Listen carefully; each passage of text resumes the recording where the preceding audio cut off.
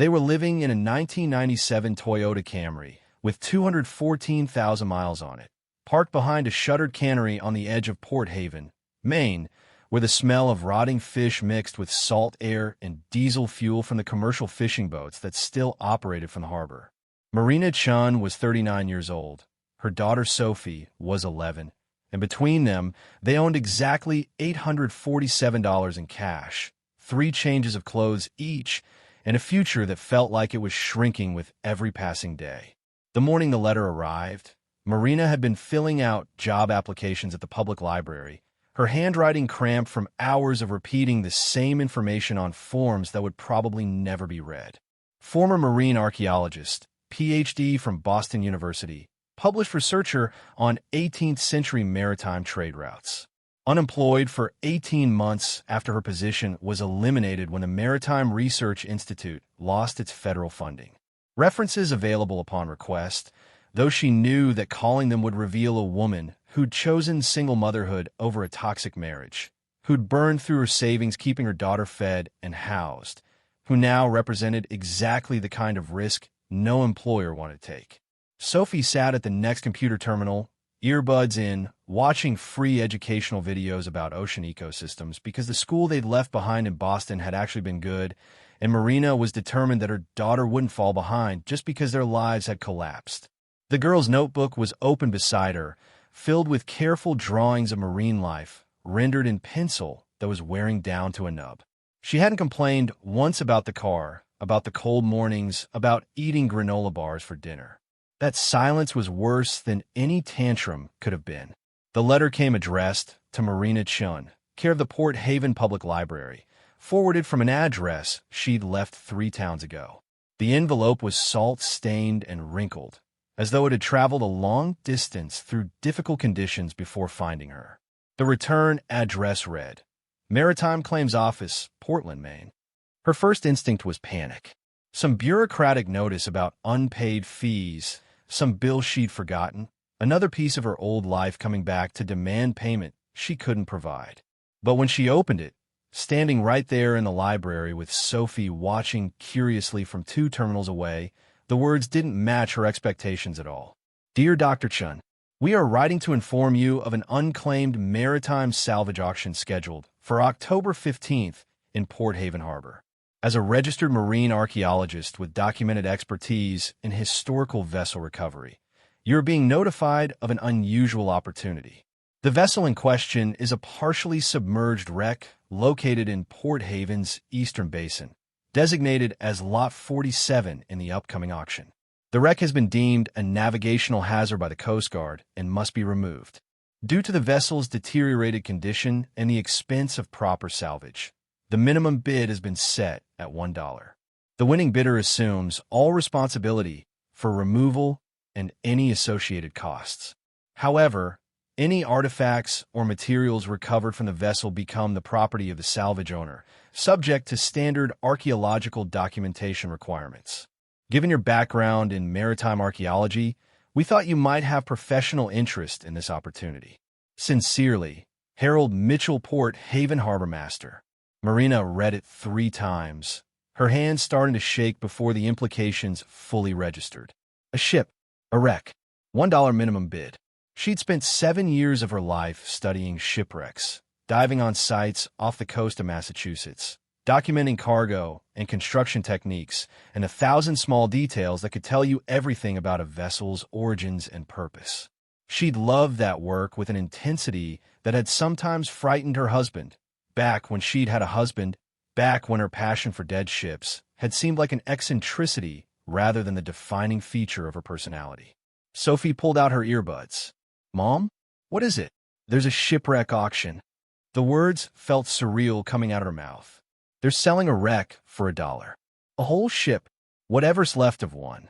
Marina's mind was already racing ahead, calculating possibilities and obstacles with the speed of someone who'd been trained to assess complex situations quickly. A wreck in Port Haven's harbor meant it had probably gone down relatively recently in historical terms, within the last century or 2, or it would have been broken apart by storms and currents. The eastern basin was deep enough to hide something substantial, protected enough that the remains might be in decent condition. But salvage costs. The letter had been very clear about that. The winning bidder assumed all responsibility for removal, and removing even a small vessel from deep water required equipment, expertise, permits, insurance. She had exactly $847, which would cover maybe 30 minutes of professional salvage work before running dry. Still, her fingers were already pulling up information on her phone, searching for details about Lot 47, about the auction, about the wreck itself. The Maritime Claims Office website showed a thumbnail image so degraded by water damage and poor lighting that it was barely recognizable as a ship. But Marina had looked at enough underwater footage to recognize the profile. Wooden hull, relatively small, maybe 50 feet long. The masts were gone, probably torn away by currents or ice. What remained was a dark shape resting on the harbor bottom at an angle that suggested it had sunk quickly rather than gradually settling. The listing provided minimal information. Vessel believed to date from early 19th century. Wood construction, partially intact. Location in Eastern Basin poses minor navigation risk during low tide. Salvage required within 90 days of sail.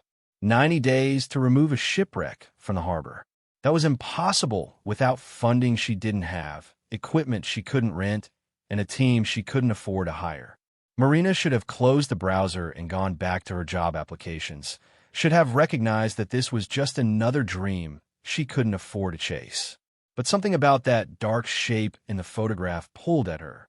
She'd seen hundreds of wrecks, thousands of images, and she'd learned to trust the instinct that told her when something mattered. This ship had a story, and stories, in maritime archaeology, sometimes came with value beyond the academic.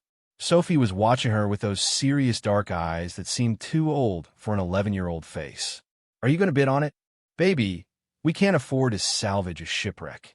But you could win it for $1? Winning, it is the easy part. Actually doing something with it is impossible.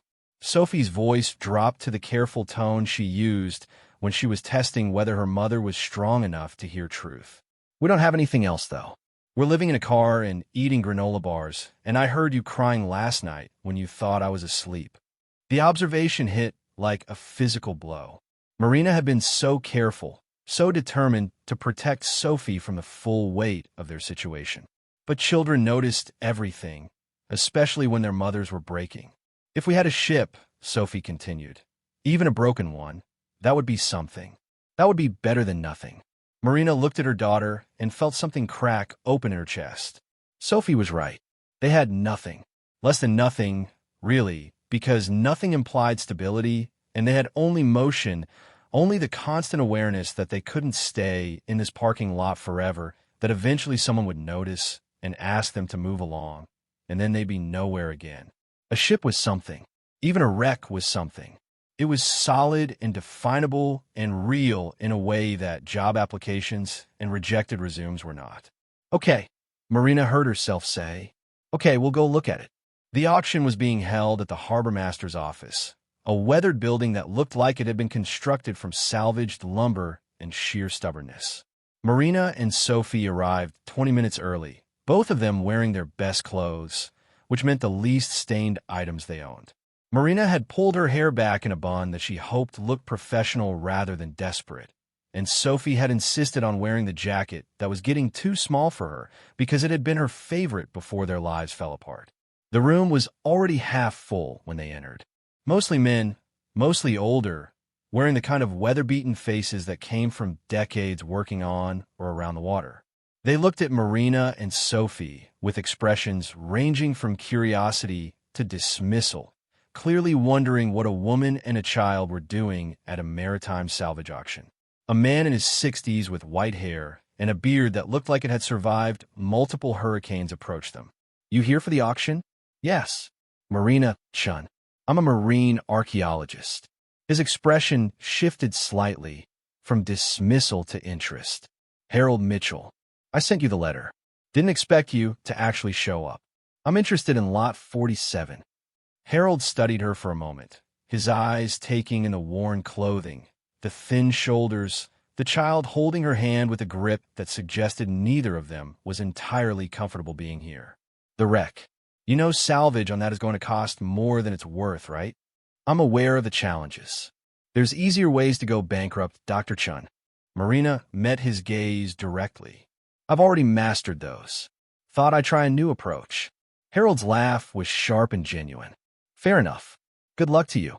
The auction began at 10 a.m. with Harold reading through lots that mostly consisted of abandoned boats, seized vessels, and equipment forfeited in legal disputes. The bidding was perfunctory, locals competing for items they probably didn't need but wanted anyway. Marina waded through 46 lots, watching the rhythm of the auction, feeling her heartbeat accelerate as they approached the wreck. Lot 47, Harold announced, his voice carrying across the room. Wooden vessel, partially submerged, Eastern Basin. Early 19th century construction. Salvage required within 90 days. Minimum bid $1. Silence. The kind that suggested everyone in the room had already decided this lot wasn't worth the trouble. Marina felt Sophie squeeze her hand. $1, Marina said, her voice steadier than she felt. Harold looked around the room. I have $1. Anyone else? More silence. Then, from the back of the room, a voice that made Marina's stomach drop. $2. She turned to see who had spoken. The man was in his 40s, wearing an expensive jacket that looked deliberately casual, the kind of clothing that cost more than Marina had spent on her entire wardrobe. His face was tanned in a way that suggested yacht clubs rather than fishing boats, and his smile was the kind that didn't reach his eyes. Harold raised an eyebrow. I have $2 for Mr. Garrett. Anyone else? Marina's mind raced. She could afford $2. She could probably afford 10. But this wasn't about the money anymore. This was about someone else wanting the wreck, which meant it might be worth something. $3, she said. Garrett's smile widened. $20. The room went quiet. That was a real bid, a statement that this wasn't a game anymore. Marina felt panic rising in her chest. $20 was nothing to someone like Garrett, but it was food for 2 days, it was gas for the car, it was the difference between making it to next week and not making it all. Sophie whispered, "Don't let him take it." Marina thought about that dark shape in the photograph, about the instinct that told her something mattered here. She thought about Sophie's drawings of marine life, about the education she was trying to maintain with free library computers and determination.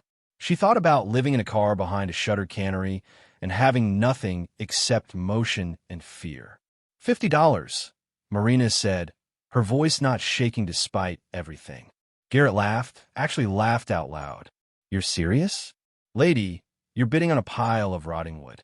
Do you have any idea what salvage costs? I'm a marine archaeologist. I know exactly what it costs. Then you know you can't afford it. He turned to Harold. $100. Marina felt the number like a punch to the stomach. $100 was nearly 2 weeks of their remaining money. It was insane to spend that on a shipwreck she couldn't salvage, on a gamble that had no rational basis except her own desperation and the vague sense that something about this mattered. Sophie's voice was barely audible. Mom, the ship wants you to have it. It was the kind of thing a child says, mixing hope with imagination, trying to make the universe cooperate through sheer force of wishing. But Marina looked at her daughter's face and saw belief there, absolute and unshakable, the kind of faith that only exists before life teaches you to stop trusting instincts. $200, Marina said. The room went completely silent. Even Harold looked shocked. Garrett's expression shifted from amusement to irritation. You're being stupid. That wreck is worthless. Then why are you bidding? Because He stopped, catching himself before saying something he'd regret. $300. Marina felt Sophie's hand in hers, felt the weight of every choice that had led to this moment. She had $847. If she spent more than half of it on a shipwreck, they'd be in real trouble within days. But if she walked away now, she'd spend the rest of her life wondering what might have been in that dark shape at the bottom of Port Haven Harbor. $500, Marina said quietly. Garrett stared at her. You're insane. Final call, Harold announced. I have $500 from Dr. Chen. Anyone else? Garrett opened his mouth, closed it, shook his head with disgust. It's yours. Good luck going broke over a pile of splinters. Sold to Dr. Chen for $500. Congratulations, ma'am. You now own one shipwreck. The room emptied quickly after that, bidders moving on to lots that made more sense, that didn't require doctoral degrees in archaeology and apparently suicidal levels of optimism. Marina stood at the table, signing paperwork that made her the legal owner of a vessel she'd never seen except in a degraded photograph, accepting responsibility for salvage costs she had no way of paying. Harold watched her sign with an expression that might have been concern or might have been respect. Dr. Chen, I have to ask, what's your plan here? I'm going to dive on it. Document what's there. See if there's anything worth recovering. You have salvage equipment. I have my certification and my knowledge. That's not equipment. Marina met his eyes directly. It's what I have. Harold sighed, pulled out a business card from his desk drawer. This is Jack Morrison. He runs a small salvage operation out of the North Dock. Tell him I sent you. He might be willing to help, or at least tell you what you're up against. Thank you. Don't thank me yet. You might end up cursing my name before this is over. Outside, Sophie was practically vibrating with excitement and fear combined. Mom, we spent all our money. Not all of it. We still have $347. That's not very much. No, it's not. They walked back toward the Camry in silence, Marina trying to process what she'd just done, the enormity of the gamble she'd taken. She bought a shipwreck, a whole shipwreck, or whatever was left of one, resting somewhere beneath Port Haven's dark water. She didn't have the equipment to salvage it, didn't have the money to hire people who didn't have anything except expertise and desperation and a child who believed the ship wanted them to have it. But as they reached the car, Marina felt something she hadn't felt in 18 months. Not hope exactly, but something adjacent to it. Purpose, maybe. Direction. The sense that she was moving toward something rather than just away from everything that had failed. Sophie climbed into the back seat where she slept, settling into the nest of blankets and pillows they'd arranged to make the space feel less like a vehicle and more like a room. When do we see it? Tomorrow. I need to talk to this salvage operator Harold mentioned, see if he'll at least take me out to look at it. And then we figure out what we actually bought. That night, parked behind the cannery with Sophie asleep beside her, Marina pulled up everything she could find about early 19th century vessels in Port Haven.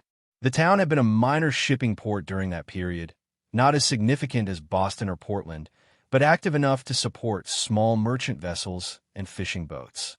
Several ships had been lost in the harbor over the decades, victims of storms or accidents or simple bad luck. But one name kept appearing in historical records with an asterisk of mystery attached. The Prosperity, a merchant brig that had disappeared in 1847 under circumstances that contemporary accounts described as unusual and requiring further investigation that never materialized.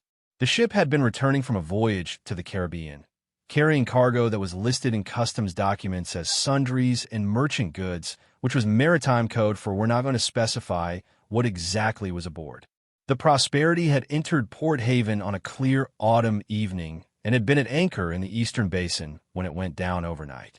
No storm, no obvious damage, just their one evening and gone by morning. The crew had made it to shore safely, but their accounts conflicted about what had happened. Some said they'd hit an underwater obstacle. Others mentioned the cargo shifting. The captain, a man named Elias Hart, had disappeared shortly after making his report to authorities, and the investigation had simply stopped, as though everyone involved had decided it was easier to let the matter drop than to pursue questions that might have uncomfortable answers. Marina stared at her phone screen, reading and rereading those accounts. A ship that went down mysteriously. A captain who disappeared. Cargo that wasn't specified. And now that same vessel, if it was the Prosperity, sitting at the bottom of Port Haven Harbor for 176 years, attracting exactly zero interest until she'd bid on it. Unless you counted Garrett, who'd been willing to go to $300 before deciding it wasn't worth more. That suggested he knew something or suspected something about what might be down there.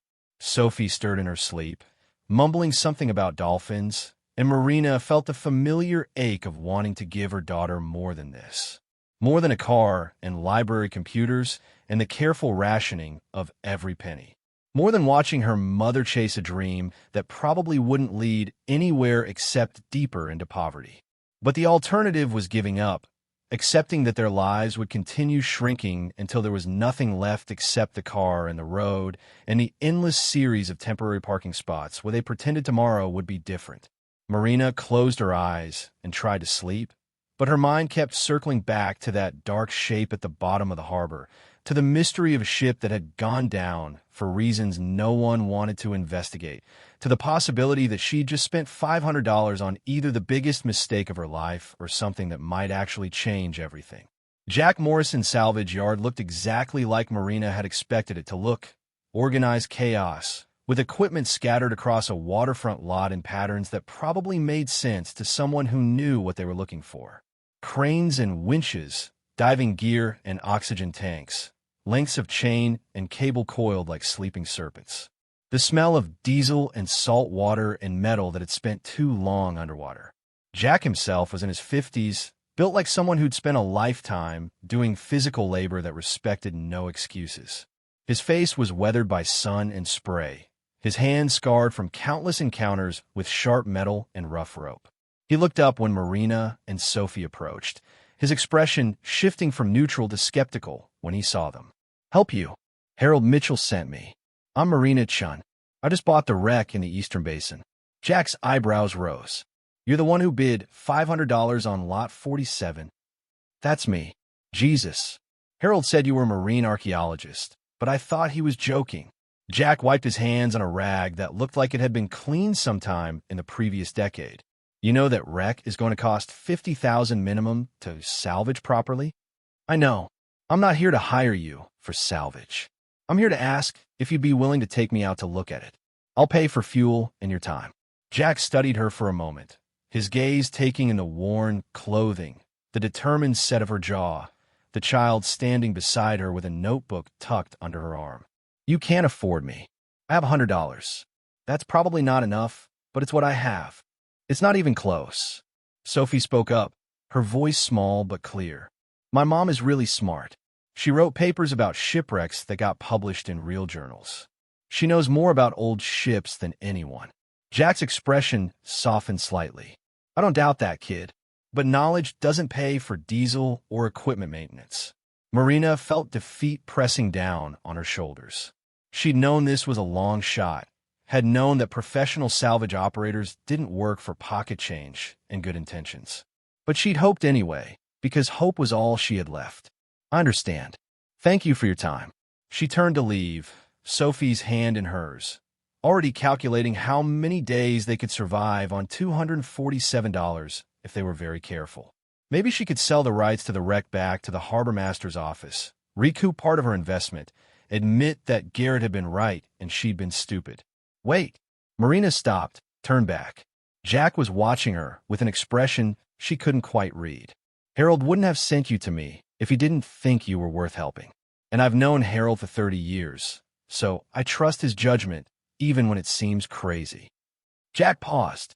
"I'll take you out to look at your wreck. No charge, but I'm not committing to salvage work, and if it's as bad as I think it is, I'm going to tell you straight up that you've wasted your money." "That's fair. And if by some miracle there's something worth recovering down there, we talk about terms for salvage work that probably still won't be affordable." "Also fair." Jack shook his head with something that might have been admiration or might have been resignation to his own poor judgment. "Come back tomorrow morning at 6. We're layers. It's cold on the water this time of year."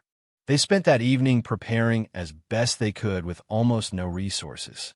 Marina reviewed her old dive logs, trying to remember the specifics of underwater archaeology that she hadn't practiced in 18 months. Sophie drew careful diagrams of what she thought the ship might look like based on the photographs they'd found online, her imagination filling in details that time and water had erased.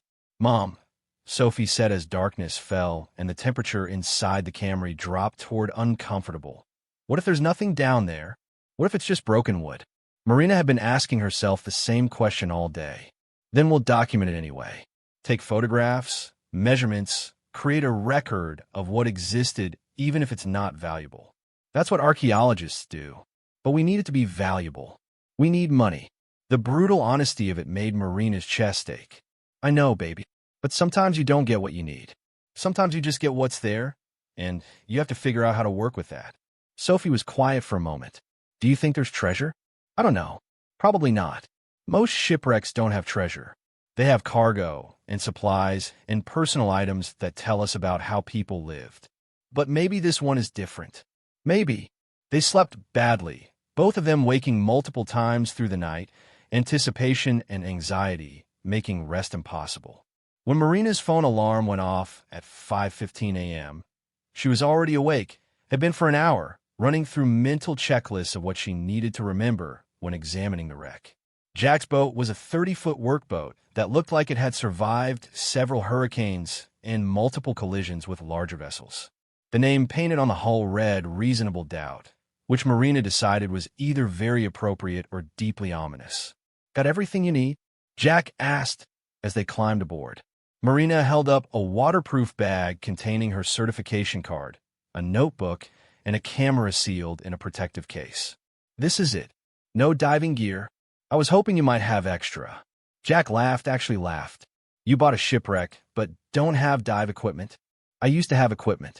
It got sold 18 months ago along with everything else I owned. The laughter died. Jack studied her for a moment, then nodded. I bought a spare wetsuit. Might be big on you, but it'll work. Tank and regulator are in good condition. You current on your certification? Expired 3 years ago, but I've got 400 log dives and a PhD in maritime archaeology. So that's a no on current certification, but a yes on actually knowing what you're doing underwater. Exactly. Jack started the engine, the sound rumbling through the pre-dawn darkness. This is probably the most irresponsible thing I've done in 5 years. Harold's going to get an earful if you drown. I won't drown. See that you don't. Hate writing incident reports. The Eastern Basin was 20 minutes from Jack's dock, the boat cutting through water that looked black in the early light.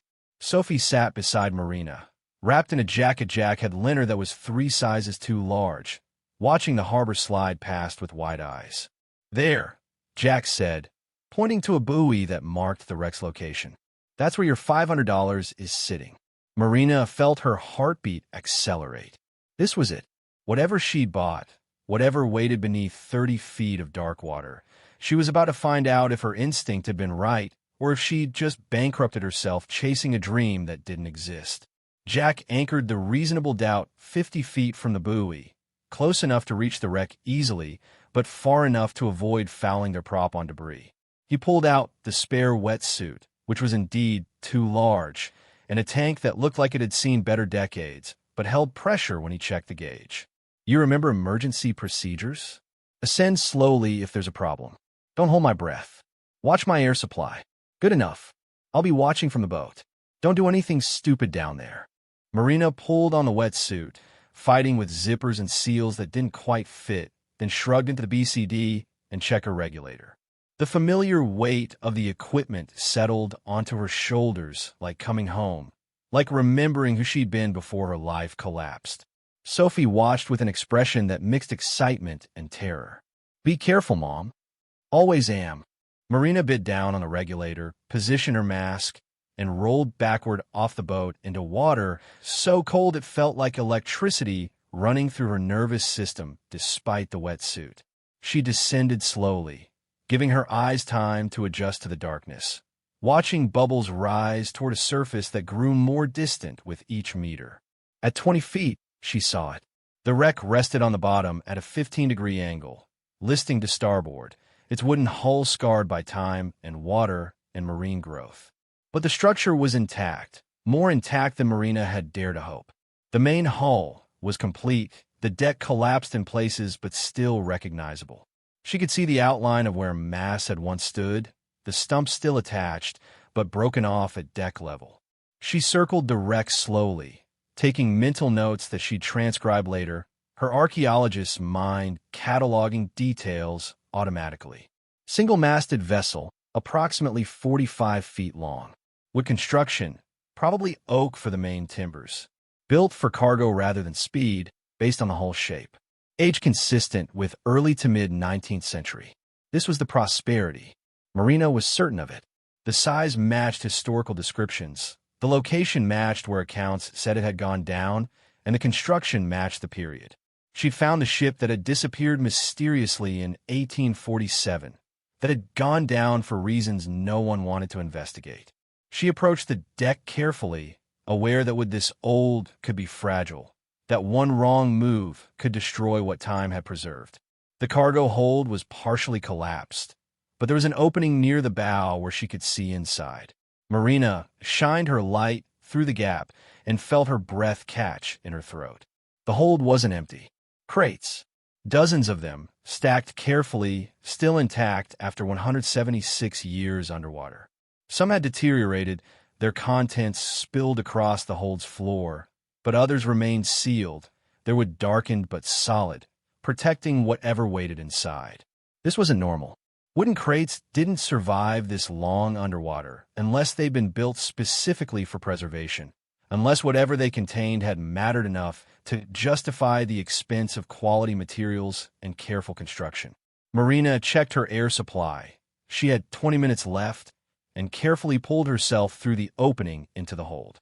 Inside, the darkness was absolute except for her light, which cast harsh shadows across crates that bore stamps and markings she couldn't quite read through the marine growth. She approached the nearest crate, running her gloved hand across its surface, feeling the grain of wood that had been underwater since before the Civil War. There was writing, stamped or carved, but she needed to clear away growth to read it properly. Her time was running out. She needed to surface, needed to tell Jack what she'd found, needed to figure out what came next. But before she left, she pulled out her camera and took photographs, documenting the hold, the crates, the unexpected preservation of cargo that should have rotted away decades ago. When she surfaced, Jack and Sophie were both leaning over the gunwale, watching for her with identical expressions of concern. "Well," Jack called as she swam to the boat. Marina pulled her regulator out, treading water. "It's intact. The whole ship, mostly preserved. And Jack, there's cargo. Sealed crates, dozens of them, still in the hold." Jack's expression shifted from concern to surprise. "You're serious?" "Completely serious. This isn't just a wreck. This is a time capsule. Whatever went down with that ship is still there, waiting." She climbed aboard, shivering as the morning air hit her wet skin, and found Sophie staring at her with eyes full of hope and fear combined. "Did you find treasure, Mom?" Marina pulled off her mask, water streaming down her face. "I don't know yet, baby, but I found something. And whatever it is, someone thought it was valuable enough to seal it in crates built to last." Jack was already calculating, his salvage operator's mind running through the logistics. "If there's actually something down there, we need proper equipment. Need to bring up those crates without destroying them. Need permits, documentation, maybe marine archaeologists to supervise." "I'm a marine archaeologist." "Right, but you're also the owner, which creates conflicts. State's going to want oversight. Make sure anything historically significant gets properly documented." Marina felt hope and fear warring in her chest. "How long does that take? Getting permits? Could be weeks. Could be months if the state decides this needs full archaeological review. I have 90 days to salvage it. That's in the auction contract." Jack whistled low. "That's tight. Real tight.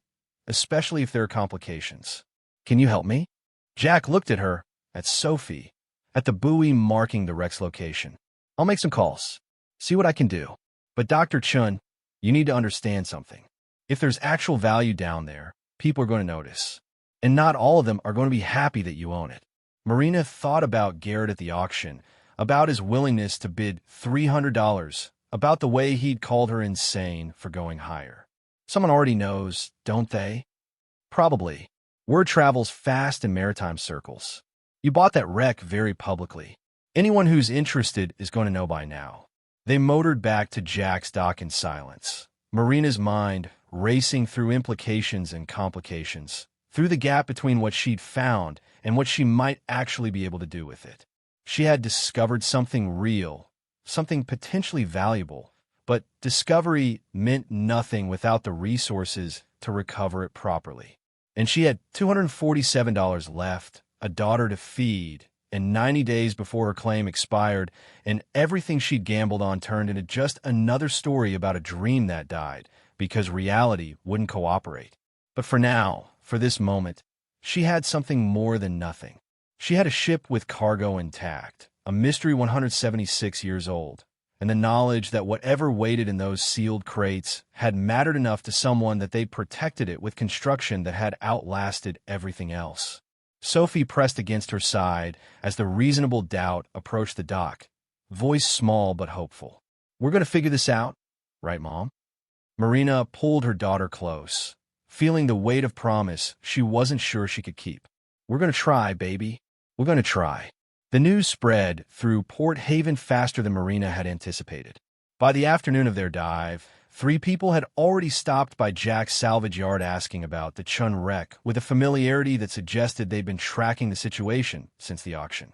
Jack handled them with the gruff efficiency of someone who'd spent decades deflecting curiosity, but his expression when they left told Marina everything she needed to know about what was coming.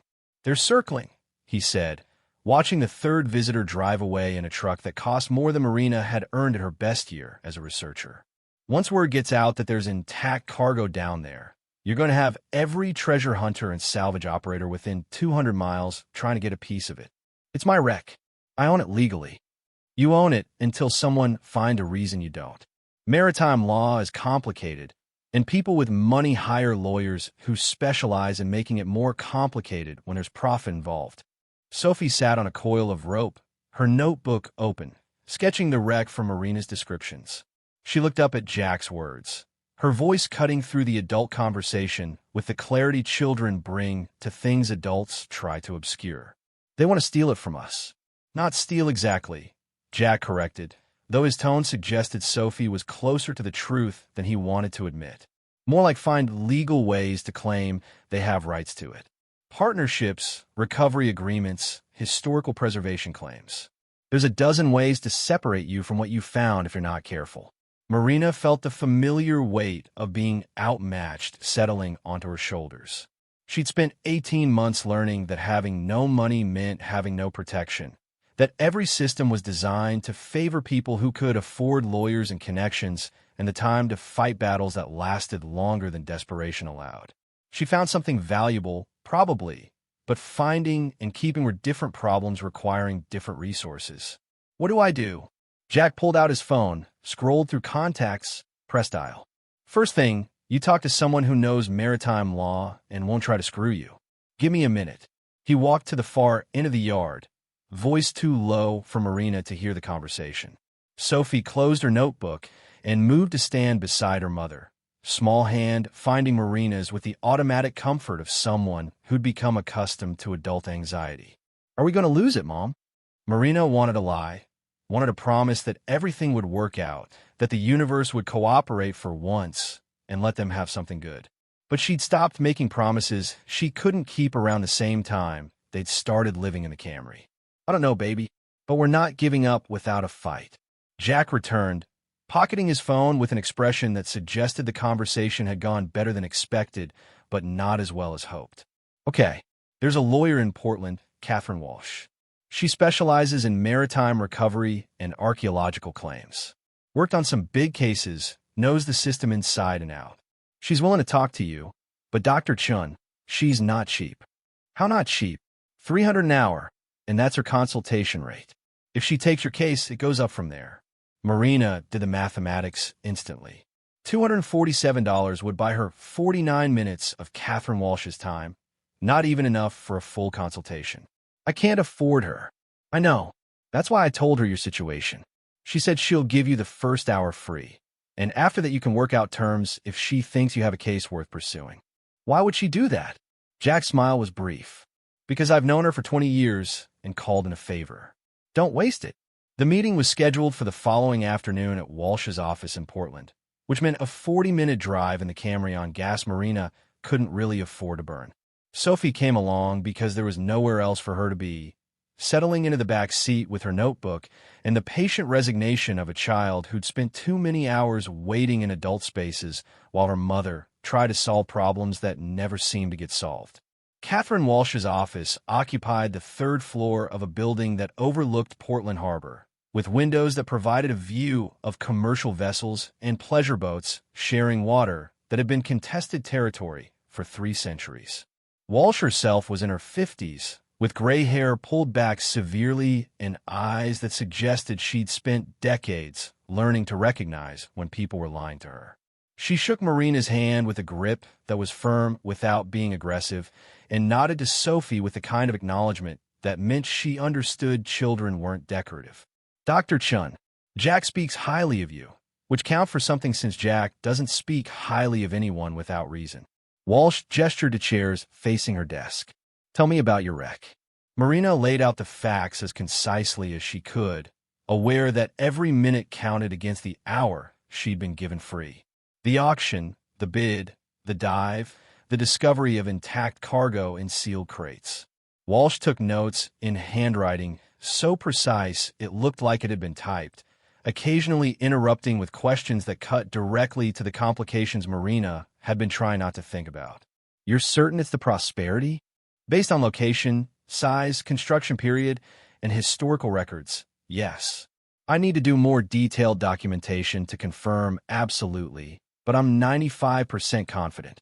And the cargo is sealed in crates that have survived underwater for 176 years. Yes.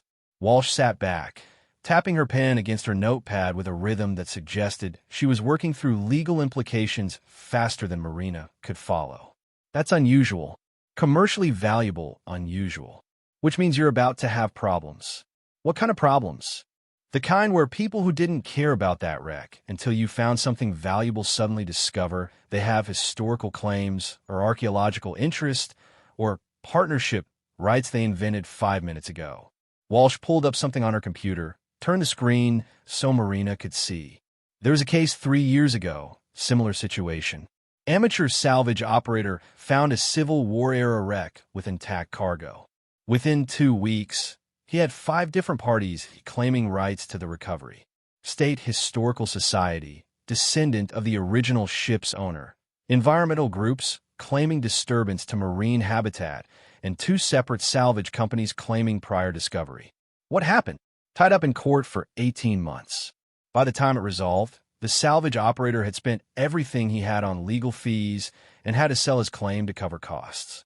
The cargo got recovered by the company that bought his rights. Turned out to be worth about $2 million. Original finder got nothing. Marina felt her stomach drop. So I'm going to lose it regardless of what I do. Not necessarily. You have advantages that case didn't. You're a qualified marine archaeologist, which means you have professional standing to claim historical preservation interest. You bought the wreck legally through a public auction, which creates clear chain of ownership. And you found it quickly, before anyone else had time to establish competing claims. Walsh paused. But you need to move fast. File the right paperwork. Establish your archaeological credentials. Begin recovery under proper documentation protocols. Create a record that shows you're doing this correctly before someone with more money can argue you're damaging historically significant materials. I have 90 days to complete salvage. Is that enough time? Depends on what's down there and how complicated recovery turns out to be. But 90 days is workable if you don't waste any of them. Sophie spoke up from her chair, where she'd been sitting quietly with her notebook. What about the person from the auction? The man who bid against us? Walsh's attention shifted to Sophie with an intensity that suggested the question mattered more than its source. Someone else bid on the wreck? Marina explained about Garrett, about his willingness to go to $300, about his reaction when she'd outbid him. Walsh's expression darkened with each detail. That's concerning.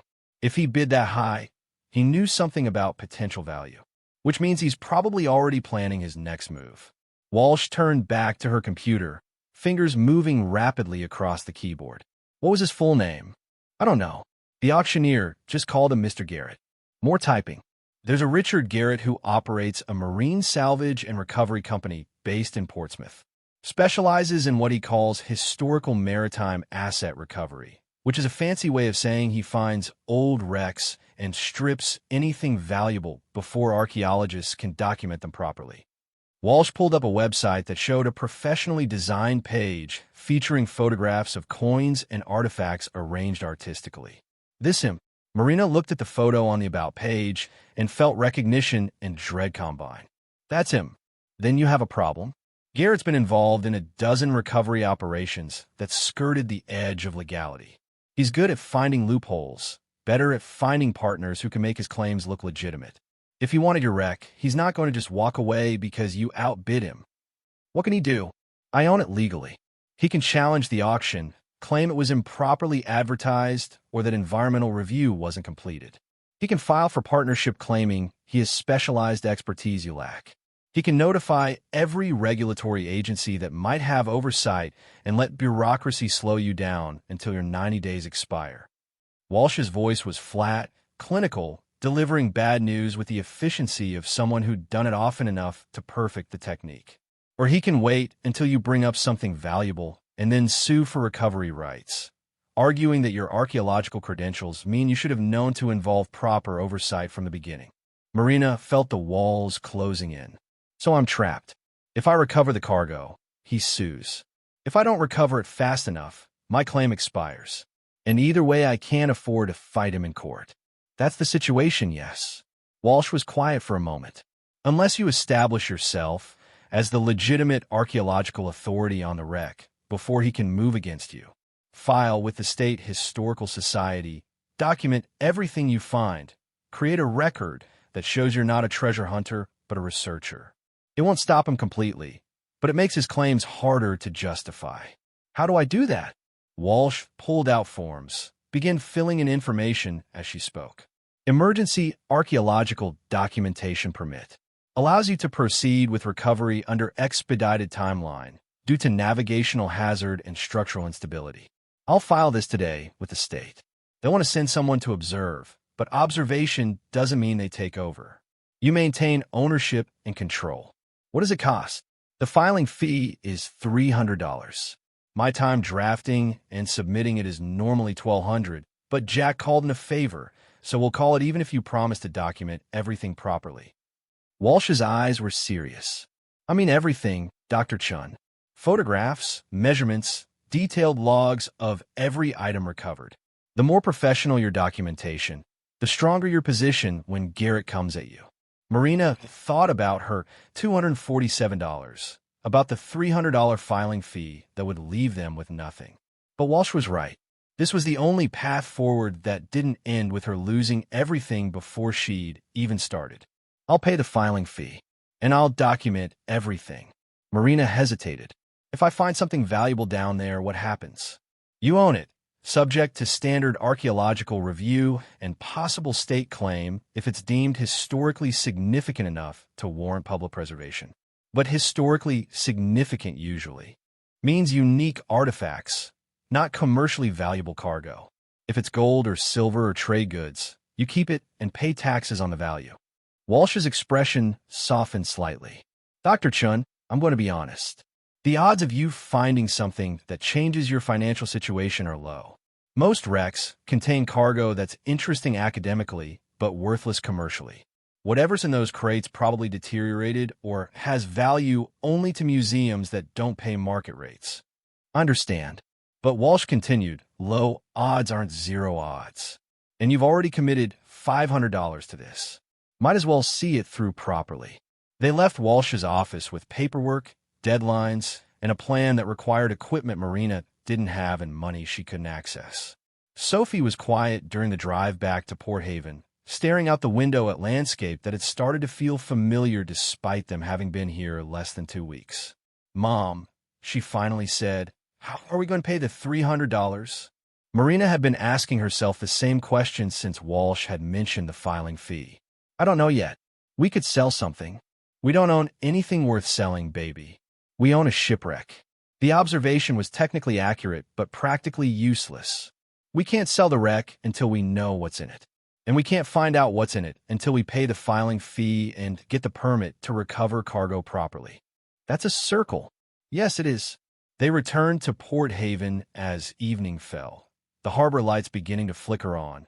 Fishing boats returning from day trips with catches that would be sorted and sold and consumed while Marina tried to figure out how to turn archaeological expertise and desperation into the $300 standing between her and any chance of recovering what she'd found. Jack was still at a salvage yard when they arrived, working on equipment repairs under portable lights that cast harsh shadows across weathered metal.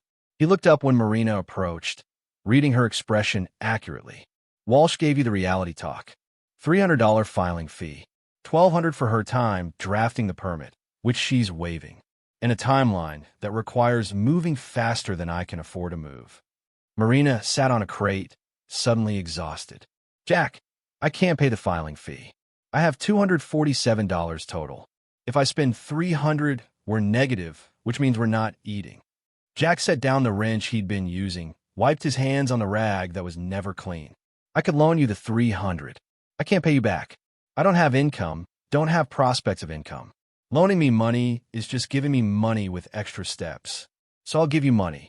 Consider it an investment in seeing what happens when someone actually follows proper archaeological procedures instead of just grabbing whatever looks shiny.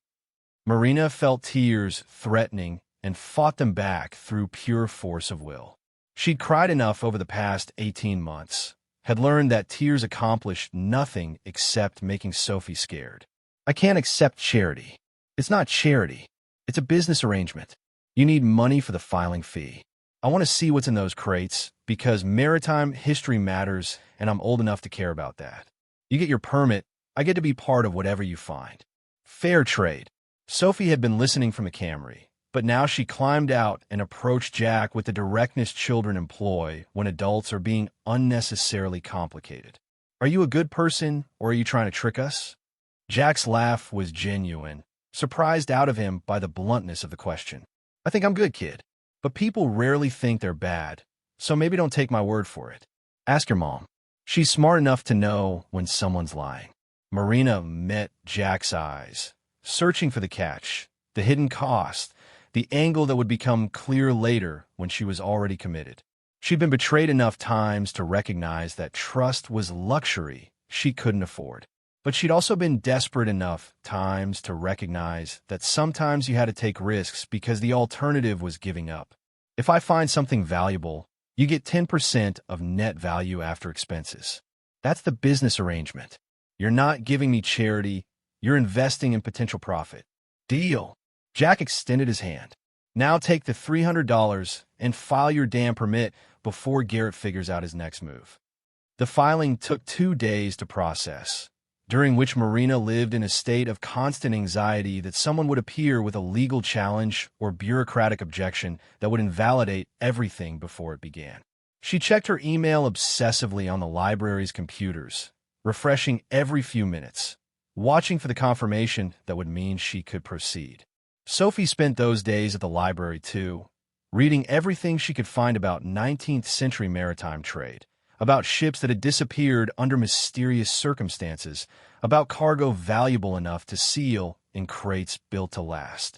She made lists in her notebook, theories about what the Prosperity might have been carrying, scenarios that ranged from practical to fantastical.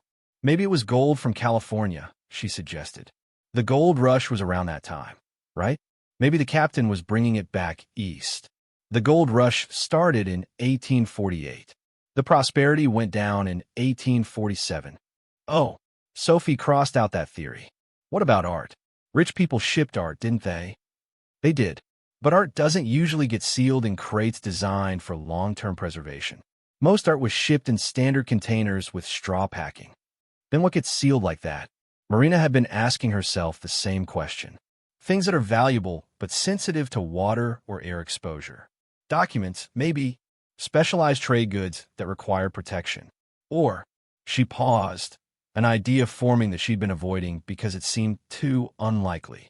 Or what, Mom? Or things that weren't supposed to be on the ship at all. Things that needed to be hidden. The permit came through on the 3rd day, transmitted via email with the official seal of the Maine State Historical Preservation Office in language that authorized emergency archaeological recovery under expedited protocols due to navigational safety concerns and structural instability of the vessel. Marina read it 3 times, printed it at the library for 50 cents she couldn't really afford, and felt something that might have been hope beginning to compete with the constant anxiety. She could proceed, legally, officially, with documentation that established her authority to recover whatever waited in those sealed crates. Jack assembled equipment that evening, pulling together dive gear and lifting equipment and documentation tools with the efficiency of someone who'd done this professionally for decades. We'll start tomorrow at dawn. Tides are favorable, weather looks stable. You'll dive, I'll manage surface operations, and we'll photograph everything before we touch it. What about Sophie? She can help with documentation. Someone needs to log items as they come up, photograph them from multiple angles, record condition notes. She's smart enough to handle it if you teach her what to look for.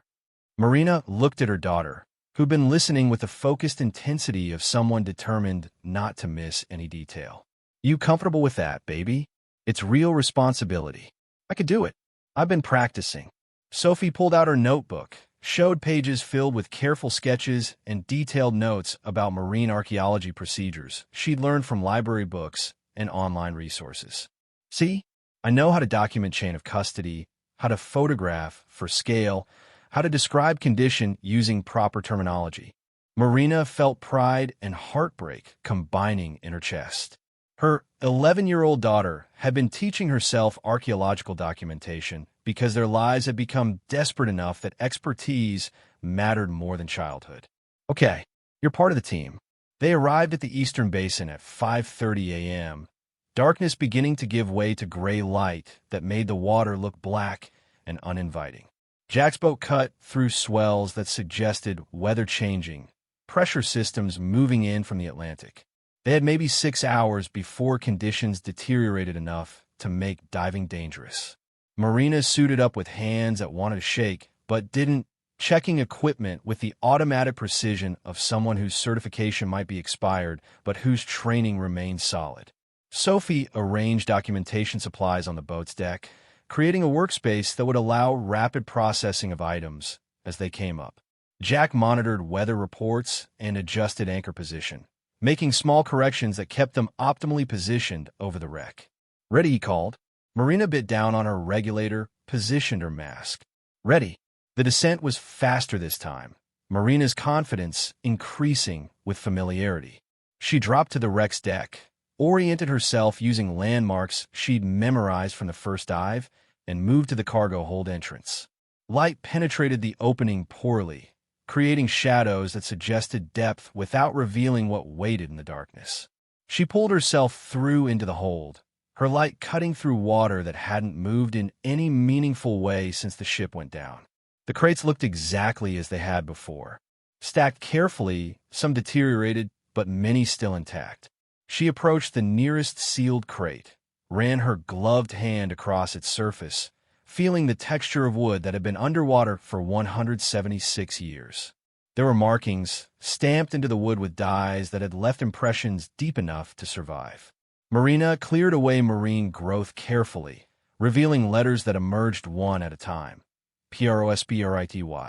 The ship's name. These crates had been marked with the vessel's name, which was unusual for standard cargo. Most merchant goods were marked with destination or contents, not the ship carrying them. Marking crates with the vessel's name suggested they were ship stores or personal cargo belonging to the crew, or something that was meant to stay with the Prosperity rather than being offloaded at port. Marina photographed the markings, her camera flash creating bursts of light that illuminated the hold in frozen moments. She moved to the next crate, found similar markings, and the next, all of them stamped with the Prosperity's name, all of them sealed with care that went beyond standard commercial practice. She checked her air supply. 30 minutes remaining. Enough time to bring up one crate, maybe two if she moved quickly. She selected the smallest sealed crate, testing its weight carefully. Heavy, but manageable. Maybe 40 pounds, which underwater meant it would be relatively easy to maneuver. Marina attached a lift bag to the crate, inflating it slowly until buoyancy began to overcome weight. The crate rose from the stack where it had rested for 176 years, disturbing sediment that created clouds in the water. She guided it toward the cargo hold entrance, moving carefully to avoid snagging on debris or broken timbers. Getting it through the opening required patience and spatial awareness that came from experience. Marina worked the crate through inch by inch, aware that one wrong move could damage it or damage the wreck itself. When it finally cleared the opening, she inflated the lift bag further and watched the crate begin ascending toward the surface 40 feet above. She followed it up, controlling her ascent rate, watching the crate rise through water that grew progressively lighter as they approached the surface. When she broke through into air, Jack was already there with a boat hook, pulling the crate alongside and securing it before the lift bag could drift away. "Got it," he called. "Come aboard." Marina climbed onto the deck, pulled off her mask, and stood dripping while Jack and Sophie carefully positioned the crate for documentation. It was smaller than it had seemed underwater, maybe 2 feet long and 18 inches wide, but solidly constructed from wood that looked like it had been selected for durability rather than economy. Sophie was already photographing from multiple angles, her movements precise, her voice steady as she narrated into a recording device Jack had provided. First artifact recovered. Wooden crate, sealed, bearing the stamp Prosperity on multiple surfaces. Dimensions approximately 2 feet by 18 inches by 1 foot. What appears to be oak, construction suggests mid-19th century techniques. Condition good despite submersion. Seal appears intact. Jack looked at Marina with an expression that mixed excitement and caution. "We opening it?" "Not yet. Document it fully first, exactly as it came up. Then we'll open it under controlled conditions where we can preserve whatever's inside properly." They spent 20 minutes photographing, measuring, recording every detail of the crate's exterior. Sophie drew sketches showing how the seal was constructed, noting details about the joinery and the type of fasteners used. Jack took samples of the marine growth for potential analysis later. Only when documentation was complete did Marina finally approach with a pry bar, positioning it carefully under the lid where the seal looked weakest from age. "Ready." Sophie nodded, camera positioned. Jack activated a video recorder mounted on a tripod. "Ready." Marina applied gentle pressure, felt the seal resist, then suddenly give way with a crack that sounded loud in the morning quiet. The lid lifted, separating from the crate's body, revealing interior packing material that looked like oilcloth wrapped around something heavy. She lifted the oilcloth carefully, feeling weight shift inside, and began unwrapping layers that had been sealed since 1847. The material fell away in pieces, deteriorated by time, but having done its job protecting whatever waited beneath. When the final layer came away, Marina found herself staring at contents that made her breath catch in her throat. Gold coins, dozens of them, sealed in individual cloth pouches that had mostly deteriorated but still showed remnants of careful organization. Not scattered loose, but arranged deliberately, protected and cataloged with care that suggested whoever packed this crate knew exactly what they were doing. Sophie's voice came out as a whisper. "Mom, is that real gold?" Marina lifted one of the pouches carefully, felt the weight of coins inside. "Yes, these are real." Jack leaned closer, his salvage operator's experience showing in how he examined the coins without touching them. "Those look like American gold eagles. 1830s, maybe 1840s. Each one worth about $20 when they were minted, which means..." He did calculations in his head. "If there's 24 coins here, that's close to $500 in face value." "In current value?" Marina's voice was steadier than she felt. "Depends on condition and rarity. But gold American eagles from that period? Collector value plus gold content? You're looking at minimum $800 per coin, possibly significantly more if they're in good condition and rare dates." Marina looked at the crate, at the coins carefully pouched and organized, at the evidence of wealth that had gone down with the Prosperity and waited 176 years to be found.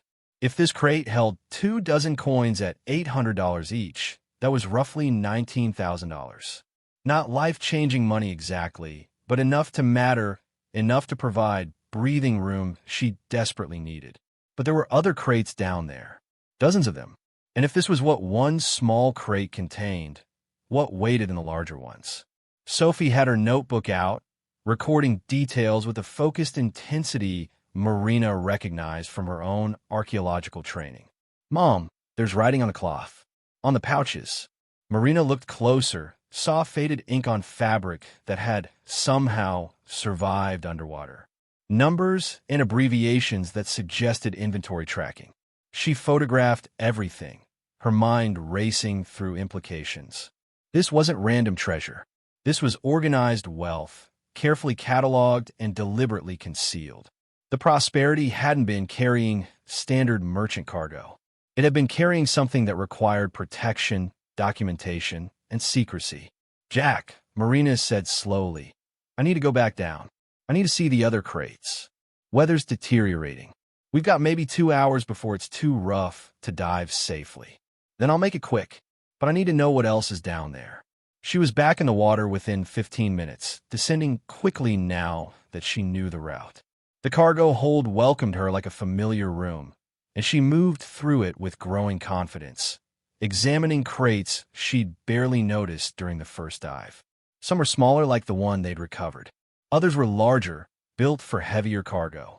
Marina photographed markings, noted construction details, tried to estimate how many total crates remained and what they might contain. Then she saw it. In the back corner of the hold, partially concealed by collapsed decking, was a crate different from all the others. Larger, reinforced with metal strapping, sealed with care that exceeded even the careful construction of the coin crate, and marked not with the Prosperity's name, but with a symbol Marina recognized from her research on 19th century maritime practices. A custom seal. Official, stamped into the wood with authority that suggested government involvement. But it was damaged, partially obscured, as though someone had tried to remove or alter it. Marina photographed it from every angle, her heart racing with implications she didn't fully understand yet. A custom-sealed crate, hidden in the back of a hold, on a ship that had gone down mysteriously and never been properly investigated. Her air supply was running low. 5 minutes remaining, barely enough to reach the surface safely. But before she left, Marina attached a marker buoy to the large crate, a small float that would help her find it quickly during the next dive. She ascended slowly, processing what she'd seen, understanding beginning to form around facts that didn't quite make sense individually, but created a picture when assembled together. The Prosperity had been carrying something that required custom sealing, something valuable enough to hide in the back of the cargo hold, something that might explain why the ship had gone down mysteriously and why the investigation had stopped so abruptly. When she surfaced and climbed aboard, Jack and Sophie were cataloging the coins they'd recovered, arranging them carefully for photographs. 23 total, all American gold eagles, dates ranging from 1838 to 1846. In good condition despite their time underwater, protected by the oilcloth and careful packing. "There's more down there," Marina said, pulling off her mask. "A lot more. Different crates, different sizes. And Jack, there's one in the back corner with a custom seal on it." Jack's expression went serious. Custom sealed cargo on a merchant vessel that went down mysteriously? That's concerning. Why? Sophie looked between them, trying to understand the implications. Marina chose her words carefully. Custom seals mean government oversight. Usually they're used for valuable cargo being imported or exported under official monitoring. Finding one on a shipwreck that disappeared under suspicious circumstances suggests the Prosperity might have been involved in something complicated. Like smuggling, possibly, or legitimate trade that someone didn't want investigated too closely. Either way, it explains why the captain disappeared and why authorities let the matter drop instead of pursuing it. Jack was already checking weather reports on his phone. Storms coming in faster than predicted. "We need to get back to dock." "But Dr. Chen, you understand what you're dealing with now, right? This isn't just a wreck. This is a mystery that someone decided 176 years ago wasn't safe to solve." "I know. And the fact that Garrett bid on it suggests someone in the present day knows enough to want it, but not enough to outbid you." "I know that too." They secured the crate and motored back toward Port Haven as the first raindrops began to fall, the sky darkening with weather that would make diving impossible for the next several days. Marina sat with Sophie in the boat's small cabin, both of them watching the crate that held their first real evidence of value, of possibility, of a future that might include something other than poverty and desperation. "Mom," Sophie said quietly, "are we going to be okay now?" Marina wanted to say yes, wanted to promise that $19,000 from one crate meant everything would be fine. But she'd learned to be honest with her daughter, to treat her like someone capable of understanding complexity, even when it was uncomfortable. "We're going to have a chance, baby. What we do with it depends on what else is down there, and whether we can recover it before time runs out." 90 days. 87 now. Sophie returned her attention to her notebook, adding details to sketches that documented their first recovery. Her voice was thoughtful when she spoke again. Great, something grandmother probably didn't know what was on that ship when it went down. Probably not. But she knows now, and she's waiting to see if we're smart enough to find it. It was the kind of thing a child says, mixing imagination with hope, creating narratives that made the universe feel less random and more purposeful. But sitting in that boat with rain beginning to fall harder, Marina let herself believe it just a little. That somewhere in the past, someone had packed those crates with care, had sealed them with the expectation that they might outlast the ship carrying them, had created a time capsule that waited 176 years for the right person to find it. And maybe, impossibly, Marina Chen and her daughter Sophie were the right people.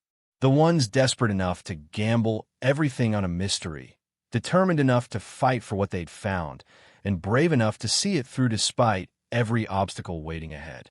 The harbor master's office came into view through rain that was now falling in sheets, and Jack guided the reasonable doubt into his dock with the expertise of someone who'd navigated worse weather. They secured the boat quickly, covered the crate with waterproof tarps, and ran for the building where Jack stored equipment that couldn't tolerate exposure. Inside, dripping and breathless, they stood around the crate like it was a campfire providing heat against the storm. 23 gold coins, worth maybe $19,000 total if Jack's estimates were accurate. It was real money, the kind that could change their immediate situation from desperate to merely difficult. But it wasn't enough.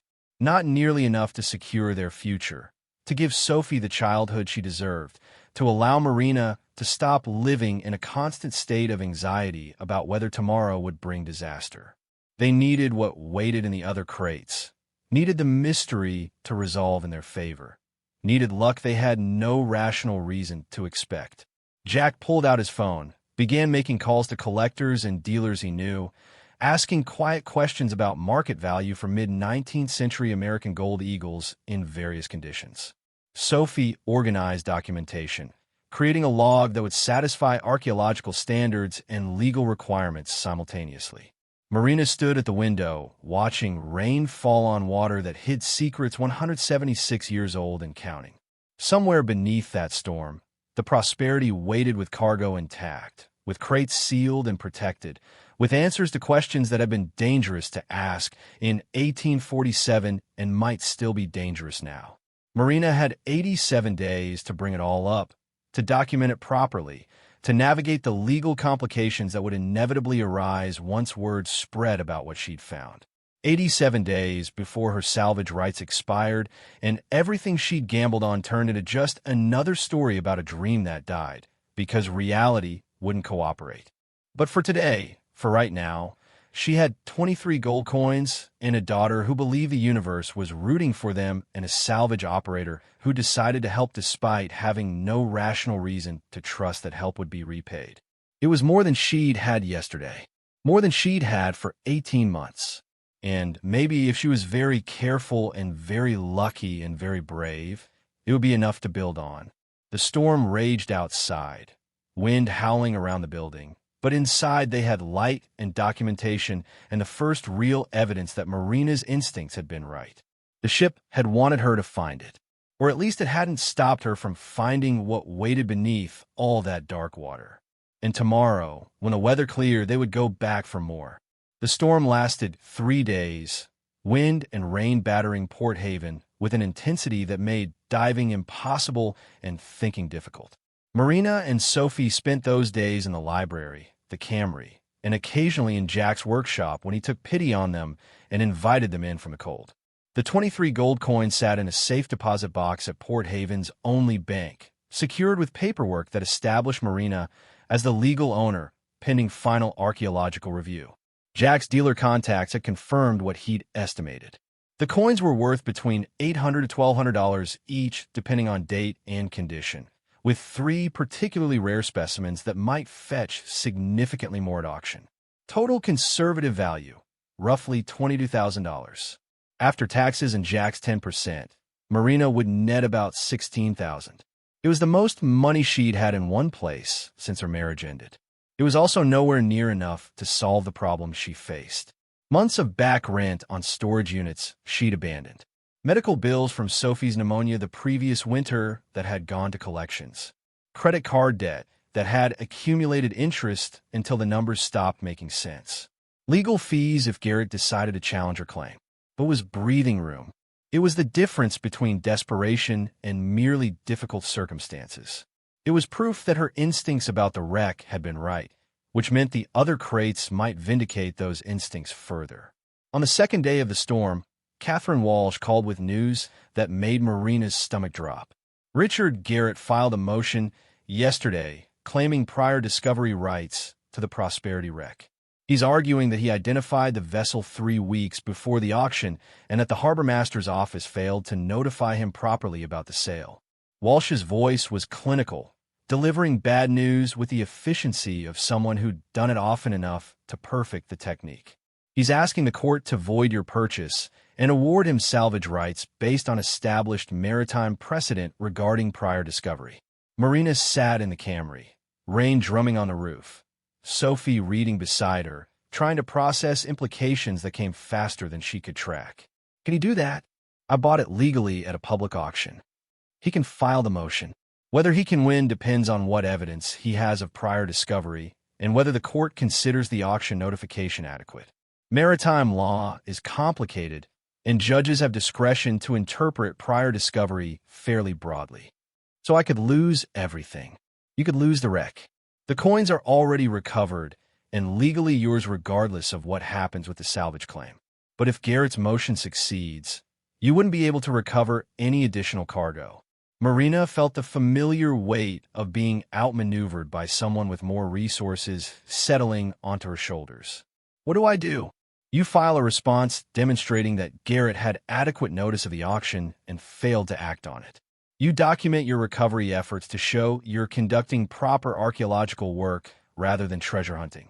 And you move fast to bring up as much cargo as possible before any court hearing can take place. Walsh paused. Dr. Chen, the hearing is scheduled for 3 weeks from now. Whatever you can recover before then is yours to keep. Anything still underwater becomes contested if his motion succeeds. 3 weeks. 21 days to bring up every crate in the Prosperity's hold, to document everything properly, to establish beyond legal challenge that she was the rightful owner of whatever the wreck contained. Marina did the mathematics instantly. If weather cooperated and she could dive daily, if Jack could provide boat support, if nothing went wrong with equipment or permits or the 1,000 complications that could derail any recovery operation, she might be able to bring up most of the cargo. But it would require resources she didn't have. Each dive consumed tank air that cost money to refill. Each day on the water burned diesel fuel Jack was providing largely on credit against future recovery. Each item recovered needed documentation supplies, storage space, conservation materials to prevent deterioration once exposed to air. How much will the court hearing cost? I can represent you for $2,500 plus expenses if the case stays simple. If it gets complicated, costs go up. $2,500. Marina had $16,000 coming from the coins, minus expenses, minus Jack's percentage, minus everything else. She could afford Walsh's fee, barely, but it would consume most of what she'd recovered so far. File the response. I'll get you the money. Dr. Chen, file it. I'm not losing this wreck to someone who sat on his hands at the auction and now wants a second chance. Walsh was quiet for a moment. Understood. I'll have a draft to you by tomorrow morning. And Dr. Chen, good luck. You're going to need it. The storm broke on the 4th day, Clouds clearing to reveal sky, so blue it looked artificial. Oceans settling from violent chop to swells that suggested the water was processing trauma but returning toward normal. Jack checked weather forecasts, confirmed that they had a window of 3 to 4 days before the next system moved in, and began preparing equipment for intensive recovery operations. Marina woke Sophie at 4:30 a.m., both of them dressing in the dark, moving with the practiced efficiency of people who'd become accustomed to difficult mornings. The Camry started reluctantly, battery protesting the cold, but eventually turned over and carried them through pre-dawn darkness to Jack's salvage yard. He already had the reasonable doubt loaded with equipment, extra tanks lined up for multiple dives, lifting bags and documentation supplies arranged for rapid deployment. His expression when they arrived suggested he'd been up most of the night preparing.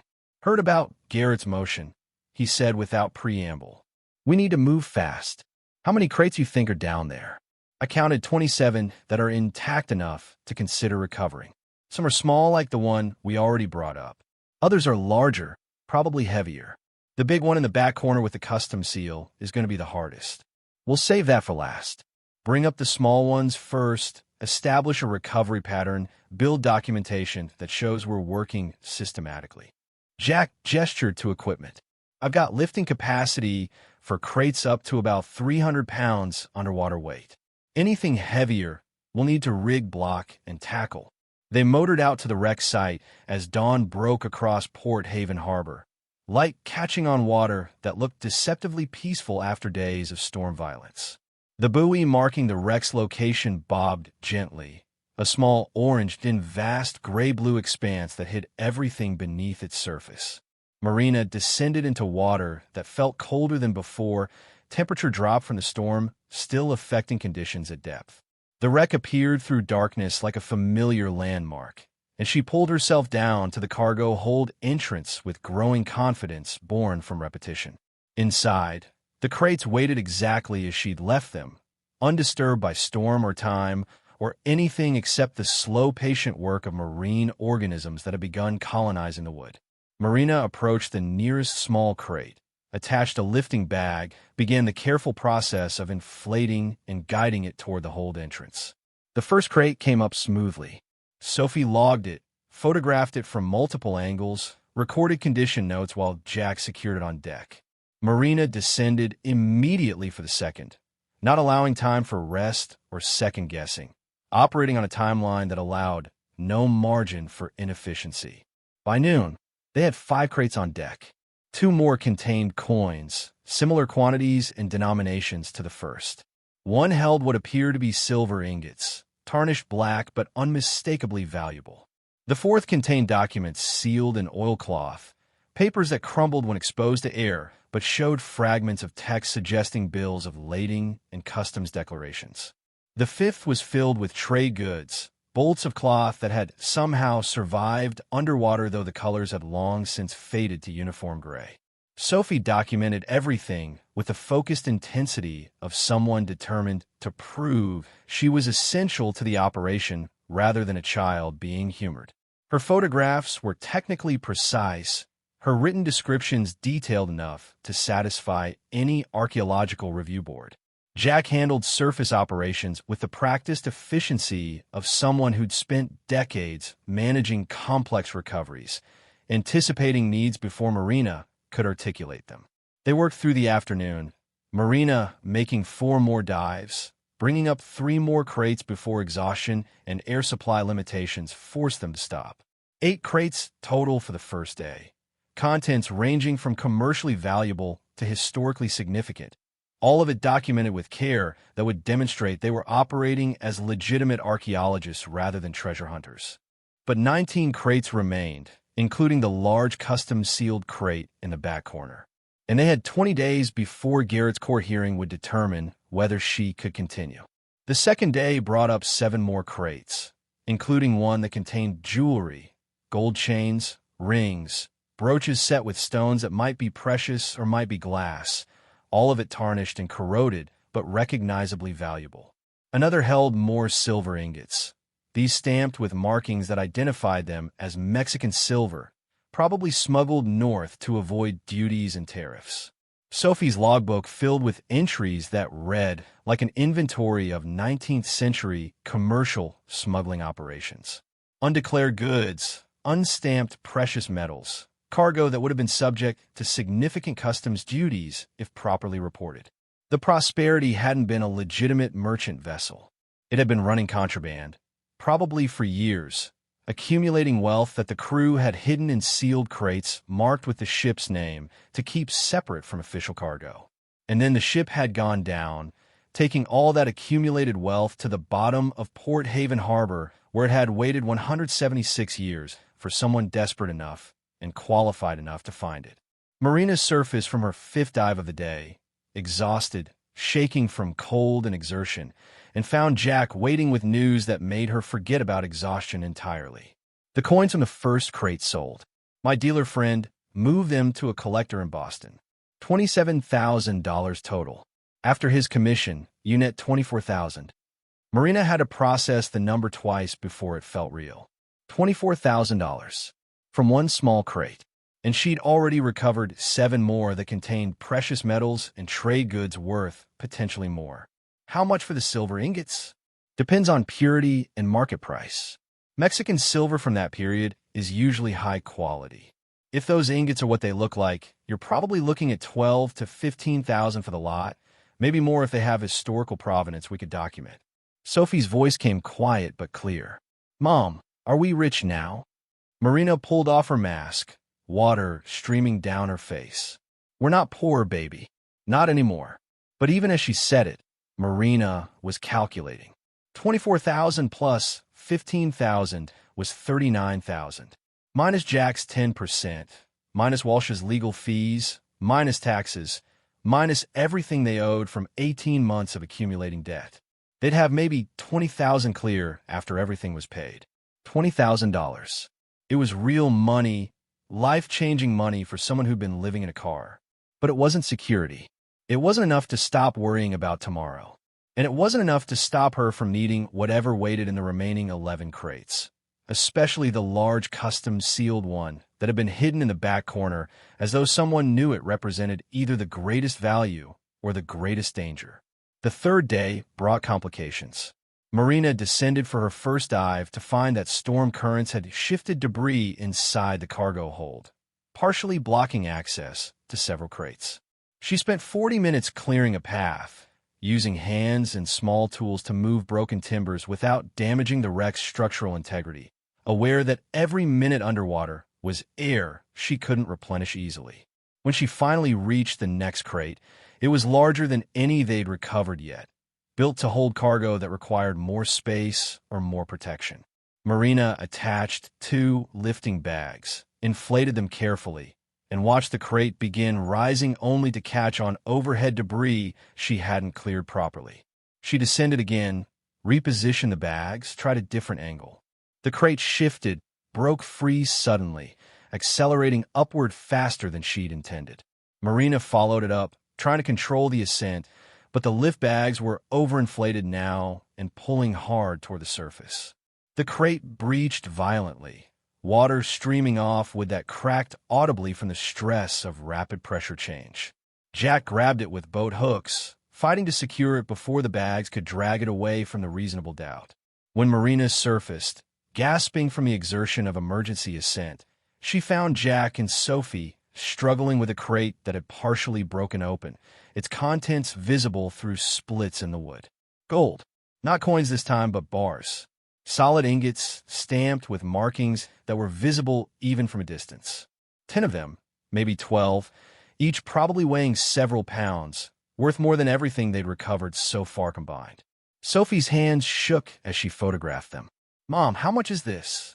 Marina climbed aboard, approached the broken crate, and felt her breath catch when she saw the markings on the ingots clearly. Not Mexican silver, not trade goods. These were stamped with the seal of the United States Mint, Philadelphia, with dates from 1845 and 1846. Official government gold, properly minted and marked, sitting in a crate on a smuggling vessel that had gone down under mysterious circumstances. Jack's voice was quiet. Dr. Chen, this is a problem. I know. Government gold on a smuggling ship.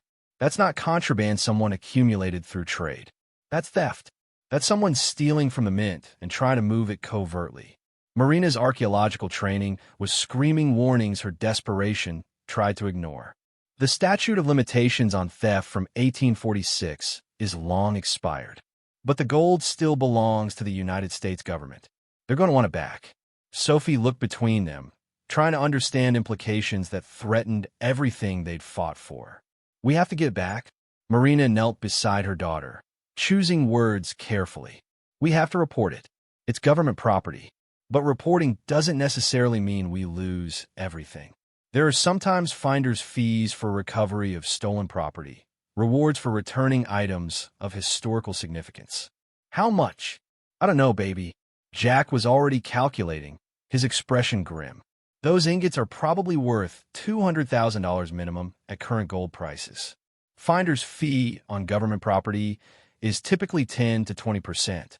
So $40,000 if you're lucky. That's still more than we had yesterday. It's a lot less than $200,000. Marina looked at the broken crate, at the gold ingots stamped with official seals, at evidence that the Prosperity hadn't just been smuggling commercial goods, but had been involved in something more serious. Theft from the United States Mint.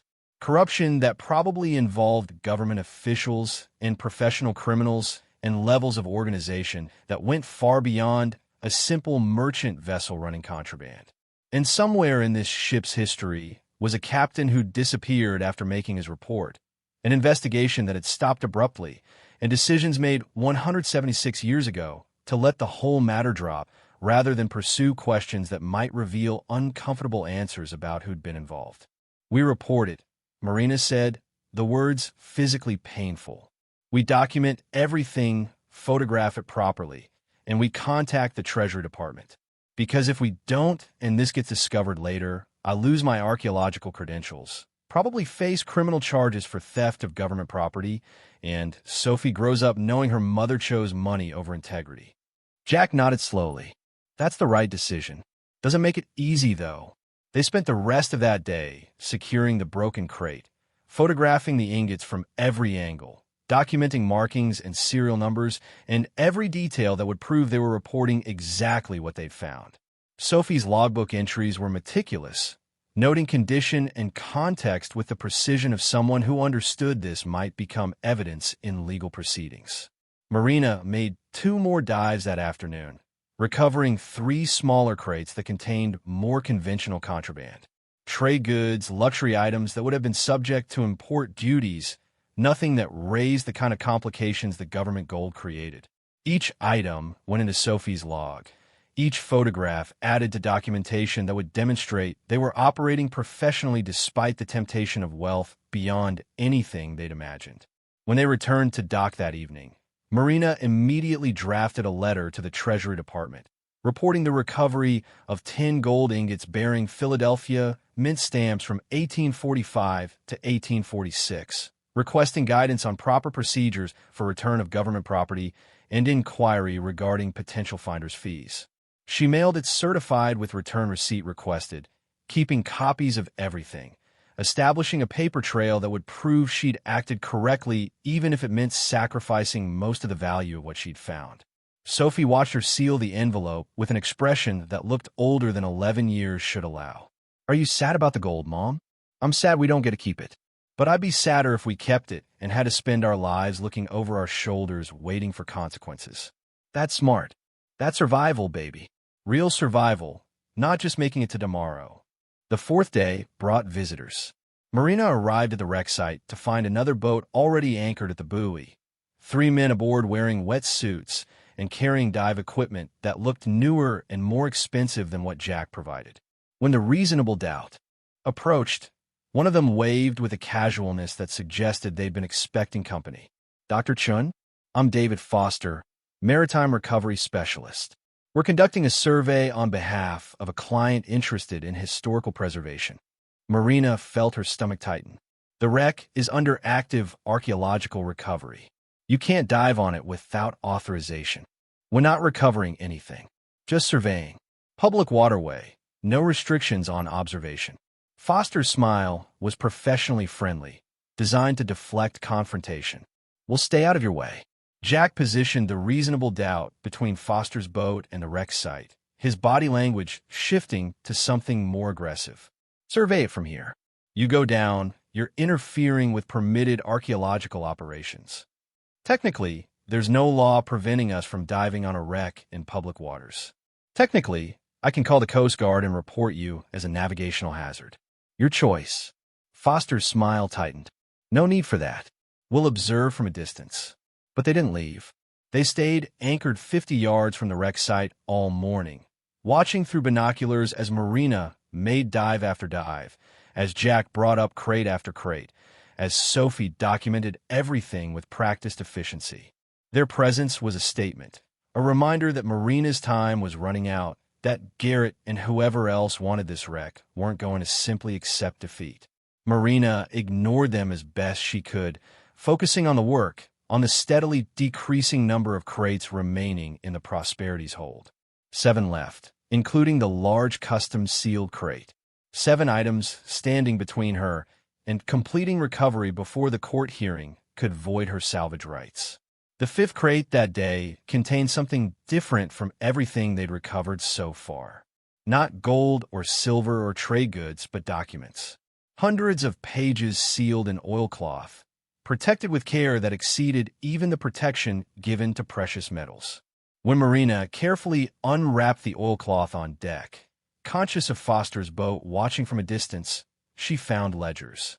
Account books from what appeared to be a smuggling operation spanning multiple years. Names, dates, cargo descriptions, payments made and received. A complete record of illegal trade running through Port Haven and probably other New England ports, documented with the thoroughness of business people who needed to track profits even when those profits came from contraband. Sophie photographed each page carefully before Marina sealed them back in waterproof containers. "Mom, these names, some of them sound important. Like government official names." Marina looked more closely at the ledger entries. Customs Inspector John Whitmore. Harbor Master Thomas Caldwell. State Representative Patrick Sullivan. Each name followed by payments received for cooperation and discretion, and services that were described in euphemisms but clearly meant looking the other way while smugglers operated. "This is why the investigation stopped," Marina said slowly, understanding crystallizing. The Prosperity wasn't just smuggling contraband. It was paying off officials. When it went down, revealing these ledgers would have exposed corruption at multiple levels of government. Jack's expression was grim. So they let it drop, declared it an unfortunate accident, made the captain disappear, and pretended the ship had been carrying nothing more interesting than regular merchant goods. And now we found proof of all of it, which means Foster called from his boat, having apparently overheard despite the distance, that you've recovered materials of historical significance beyond private ownership claims. Those documents belong in a museum, Dr. Chen, under academic oversight, not in the hands of someone with financial interest in their value. Marina felt rage rising, hot and sharp. "I'm a marine archaeologist with a PhD from Boston University. I'm conducting this recovery under proper archaeological protocols with full documentation. My financial interest doesn't invalidate my professional credentials. Perhaps, but it does create questions about objectivity that courts tend to take seriously." Jack moved to the rail, his voice carrying across water. "Get the hell out of here, Foster. You're not diving, you're not recovering anything, and you're not welcome." Foster's smile suggested he'd accomplished what he came for regardless of whether they let him dive. He'd seen the ledgers. He'd observed enough to report back to Garrett or whoever was paying him about exactly what cargo the Prosperity contained. And he'd delivered a message that Marina's ownership of the wreck was about to face challenges more serious than a simple prior discovery claim.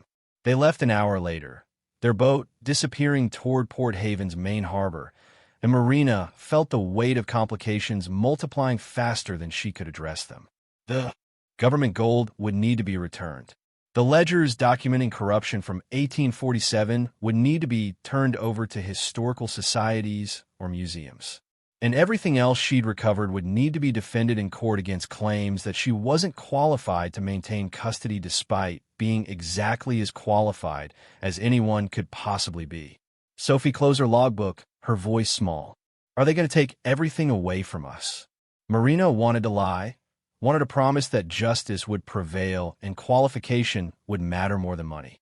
But she'd learned that honesty was more respectful than false comfort, that Sophie deserved truth even when truth was hard. They're going to try, and they might succeed with some of it. But baby, we've already recovered enough to change our situation. We're not living in the car anymore. We're not one emergency away from complete collapse. Whatever happens next, we've already won something important. But the big crate is still down there, the one with the custom seal. What if that's the most valuable one? Marina looked at the buoy marking the wreck site, thought about the large crate hidden in the back corner of the hold, protected and sealed with care that suggested someone had known it represented either the greatest treasure or the greatest danger. Then tomorrow we bring it up, before Foster and Garrett and anyone else can interfere. That evening, Marina called Catherine Walsh and explained about the government gold, about the ledgers documenting corruption, about Foster's surveillance, and his threats regarding academic oversight. Walsh listened without interrupting, and her silence felt more ominous than words. Dr. Chen, this case just became significantly more complicated. Recovering stolen government property requires immediate reporting, which you've done correctly. But documenting corruption involving government officials creates obligations to turn materials over to appropriate authorities, which means the Massachusetts Historical Society and possibly federal prosecutors, if there are implications for current cases. The corruption happened 176 years ago. Everyone involved is dead, but their descendants might not appreciate having family names associated with criminal activity. And historical societies have significant influence over how recovered materials are handled. Walsh paused. The court hearing in 17 days is going to be a disaster. Garrett will argue you're a treasure hunter masquerading as an archaeologist. Foster will testify about observing your recovery methods. And the government will want immediate custody of both the gold and the ledgers pending review. What do? You finish recovering everything before the hearing. You document it perfectly, and you pray the judge recognizes the difference between legitimate archaeology and treasure hunting. Walsh's voice softened slightly. And Dr. Chen, whatever you do, don't try to hide anything. The moment you conceal recovered materials, you lose all credibility and probably face criminal charges. Marina hung up and sat in the Camry with Sophie asleep beside her, rain beginning to fall again. Weather forecast promising more storms within 48 hours. 17 days until the hearing. 6 crates remaining in the wreck's hold, including the large custom-sealed crate that might contain either their salvation or their final complication. 6 crates standing between her and completing the recovery that had started with a $500 gamble and transformed into something more complex than she'd ever imagined. The morning of the 6th day dawned clear and cold, the kind of weather that promised good diving conditions, but warned of deterioration coming. Jack had the reasonable doubt ready at 5 a.m., equipment prepared for what would probably be their last good weather window before the next storm system moved in. Marina descended into water that felt familiar now, the wreck a known landmark rather than mysterious darkness. She went directly to the back corner of the hold where the large custom-sealed crate waited, partially concealed by collapsed decking she'd need to clear before recovery could begin. It took 2 dives just to create access. The decking was heavy, waterlogged wood that required careful handling to avoid damaging the wreck's structural integrity. Marina worked slowly, aware that rushing increased the risk of injury or damage, conscious that Foster might be watching from a distance and documenting anything that could be portrayed as careless methodology. By noon, she had clear access to the crate. It was larger than any they'd recovered yet, maybe 5 feet long and 3 feet wide, built from wood that looked heavier and more durable than standard commercial construction. The custom seal was still visible despite marine growth, stamped into the wood with official authority that had meant something in 1847 and still carried weight in 2024. But it was damaged, not from time or water, but deliberately. Someone had tried to chisel it away, to remove evidence of government oversight, stopping only when it became clear the seal had been stamped too deeply to eliminate completely. Marina photographed it from every angle, documenting the damage, the attempted concealment, the implications that whatever this crate contained had been important enough that someone had tried to erase official record of its existence. She attached 3 lifting bags, calculating that the crate probably weighed close to 200 pounds in air, which meant 60 to 80 pounds underwater, depending on the contents. When she inflated the bags, the crate shifted reluctantly, breaking free from sediment that had held it for 176 years. The ascent was slow, controlled, Marina rising alongside the crate and adjusting bag inflation to maintain steady speed. When they breached the surface, Jack was already there with Sophie, both of them waiting with expressions that mixed excitement and apprehension. Getting the crate aboard required all 3 of them working together, Jack operating a small crane he'd rigged for heavy loads, Marina guiding from the water, Sophie securing lines and managing equipment. When it finally rested on deck, water streaming from wood that looked solid despite its age, they stood around it like archaeologists who'd just uncovered a tomb and weren't sure whether opening it would reveal treasure or curse. "Document it first," Marina said, her voice steadier than she felt. "Everything, exactly as it came up." They spent 30 minutes photographing, measuring, recording every detail of the crate's exterior. The custom seal with its deliberate damage. The construction techniques that suggested government contractor rather than commercial builder. The weight that hinted at contents denser than paper or cloth. Only when documentation was complete did Marina finally approach with a pry bar, positioning it carefully under the lid where the seal looked weakest from age. "Ready?" Sophie nodded, camera positioned. Jack activated video recording. "Ready?" Marina applied pressure, felt resistance, increased force gradually. The seal held longer than the previous crates had, testament to better construction and more durable materials. When it finally gave way, the sound was sharp and final, like something that had been waiting 176 years to be opened had suddenly decided to cooperate. She lifted the lid carefully, revealing packing material that looked like straw wrapped around objects with regular shapes. Marina removed the straw layer by layer, feeling weight beneath that suggested metal, heavy and solid. When the final layer came away, she found herself staring at contents that made her breath stop entirely. More gold ingots. Not 10 this time, but dozens. Stacked carefully, each stamped with official seals, each representing wealth beyond anything they'd recovered yet. And beneath them, sealed in waterproof cases, were documents that looked official even through the protective covering. Marina lifted one of the cases carefully, opened it to reveal pages that had been protected, so while they looked like they might have been sealed yesterday, rather than 176 years ago. Treasury Department letterhead. Shipping manifests. And orders signed by someone whose title suggested authority at the highest levels of government. Sophie read over her shoulder, her voice coming out as a whisper. "Mom, this gold wasn't stolen from the mint. It was being shipped by the mint. This was official government gold being moved under customs seal for legitimate reasons." Marina's hands shook as she read the documents more carefully. The gold had been destined for a bank in Boston, part of reserves being transferred to support currency in circulation. The Prosperity had been contracted to carry it under official protection, its smuggling reputation actually an asset, because a ship known for running contraband was less likely to be suspected of carrying government treasure. But something had gone wrong. The ship had gone down before reaching Boston. The gold had disappeared, and someone had made the decision to let the whole matter drop rather than investigate what might have been accident or might have been deliberate theft. Jack's voice was quiet but certain. "This changes everything. This isn't stolen property. This is government gold that was lost in a legitimate maritime accident. Which means finder's fees don't apply. Which means salvage rights give you legal claim to a percentage of the value. How much of a percentage?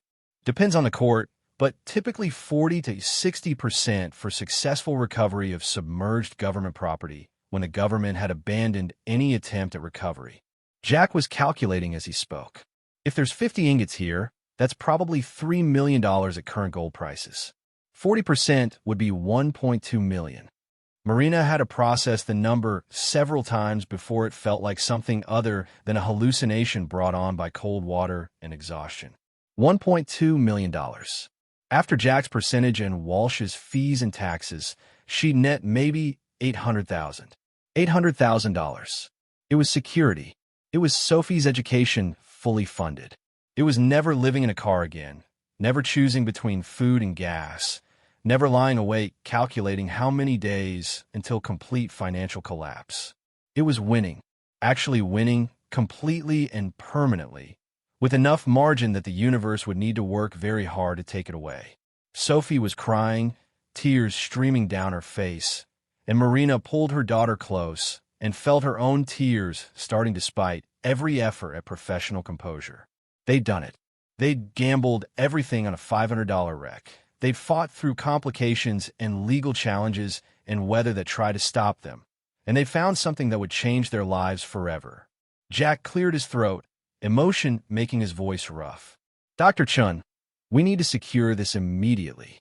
Get it to the bank, notify Walsh, document everything before anyone can challenge the recovery. I know, but Jack. Marina stopped, trying to find words for gratitude that exceeded vocabulary. Thank you. For believing this was possible, for helping when you had no rational reason to trust one could repay you. You're going to repay me in about 6 weeks when the government confirms salvage percentage and cuts checks. 10% of $1.2 million is $120,000. That's the best return on investment I've made in 40 years of salvage work. They motored back to Port Haven in silence, each of them processing implications of what they'd found. Marina sat with Sophie, both of them watching the large crate secured on deck, neither quite believing that the nightmare of the past 18 months was finally, definitively over. When they reached the dock, Catherine Walsh was already there, having driven from Portland after Marina's text reporting the custom-sealed government gold. Her expression when she saw the crate suggested she'd spent the drive convincing herself this couldn't be as significant as Marina claimed, and was now confronting evidence that it was exactly that significant. Dr. Chen, I need to see the documents. All of them. Right now. Marina handed over the waterproof cases, watching Walsh's expression shift from professional skepticism to barely contained excitement, as she read through official government paperwork documenting legitimate gold shipment on a vessel that had gone down in 1847 and never been recovered. This is extraordinary. This completely changes the legal landscape. Garrett's prior discovery claim becomes irrelevant because you've established successful recovery of government property under proper archaeological oversight. The Treasury Department won't challenge your salvage rights, because you've been reporting everything correctly from the beginning. Walsh looked up from the documents, her expression serious. Dr. Chen, you understand what this means? You've just recovered approximately $3 million in government gold that was abandoned 176 years ago. Standard maritime salvage law gives you legal claim to 40 to 60% of recover value. You're about to become very wealthy. After taxes and fees and everything else, after everything, you're probably looking at $600,000 to $800,000 clear. Possibly more if we can negotiate a higher salvage percentage based on the difficulty of recovery and the professional quality of your documentation. Sophie's voice was small but clear. Is that enough to stop worrying? Walsh's smile was genuine. Yes, Sophie. That's enough to stop worrying. The bank vault felt surreal. Marina stood with Jack and Sophie and Catherine Walsh, watching as bank employees secured the gold ingots and documents in a safe deposit box that would hold them until government review confirmed salvage percentage and released funds. The manager had required 3 forms of identification, multiple signatures, and a detailed chain of custody document before agreeing to accept deposit of items worth $3 million. When the vault door closed, Marina felt something fundamental shift inside her chest. For 18 months, she'd carried weight that felt like it would crush her eventually. The constant anxiety of poverty, the exhausting vigilance required to survive when every mistake might be the one that destroyed what little stability remained. The shame of failing her daughter, of ending up in a car because she'd made bad choices or had bad luck, or simply hadn't been strong enough to prevent the collapse of everything she'd built. That weight was gone, lifted not by magic or luck, but by expertise applied to an opportunity most people would have dismissed as worthless. By trusting instincts that told her something mattered even when rational analysis suggested she was chasing a fantasy. By having a daughter brave enough to say the ship wants you to have it, and believing that statement carried truth even when truth seemed impossible. Outside the bank, late afternoon sun cutting through clouds that promised more rain coming, Marina stood with her small family of the desperate and watched Port Haven going about its business, unaware that 3 people who'd been living in a car behind a shuttered cannery had just become wealthy beyond anything they'd imagined 2 weeks earlier. Jack broke the silence with practical questions. What about the remaining 5 crates? We bring them up tomorrow if weather holds. Document everything. Report anything else that looks like government property. Keep building the record that demonstrates we're doing this correctly. And Garrett's court challenge? Walsh will file a motion to dismiss based on successful recovery and establishment of clear salvage rights. Unless he can prove prior discovery with documentation we haven't seen, the judge should rule in our favor. Sophie tugged Marina's sleeve. Mom, can we get an apartment now? Like a real one with a lease and everything. Marina knelt down to her daughter's level, meeting eyes that had seen too much hardship for someone so young. Baby, we're going to get an apartment with a lease, and furniture that isn't inflatable, and a refrigerator that actually works. And you're going to have your own room with a door that closes and everything. And books?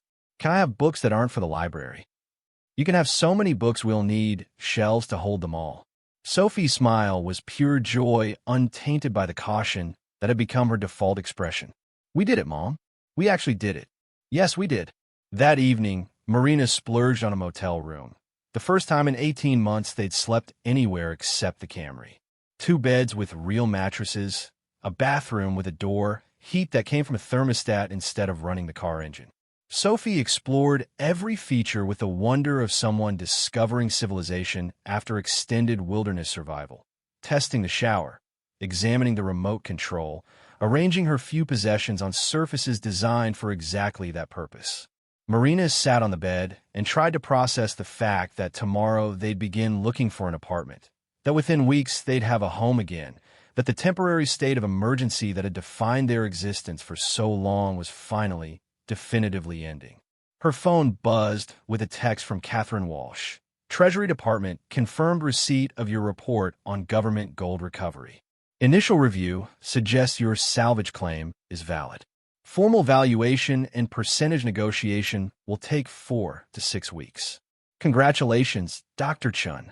You did something remarkable. Marina read it twice, then showed it to Sophie, who'd emerged from the bathroom wearing a motel towel like a cape. What's remarkable mean? It means we did something most people thought was impossible. Like finding treasure in a sunken ship? Exactly like that. Sophie climbed onto the bed beside her mother, pressing close in a gesture that had become automatic during months of sleeping in confined spaces. Are we going to forget about living in the car? Are we going to pretend it didn't happen? Marina considered the question carefully, recognizing that Sophie was asking something more complicated than the word suggested. We're not going to forget. We're going to remember that we survived something hard and came out the other side. And we're going to use what we learned to help other people who are going through similar things. Ow, I don't know yet. But baby, we have resources now. We have stability. We have the luxury of thinking about something other than immediate survival. That means we have the ability to notice other people who need help and actually provide it.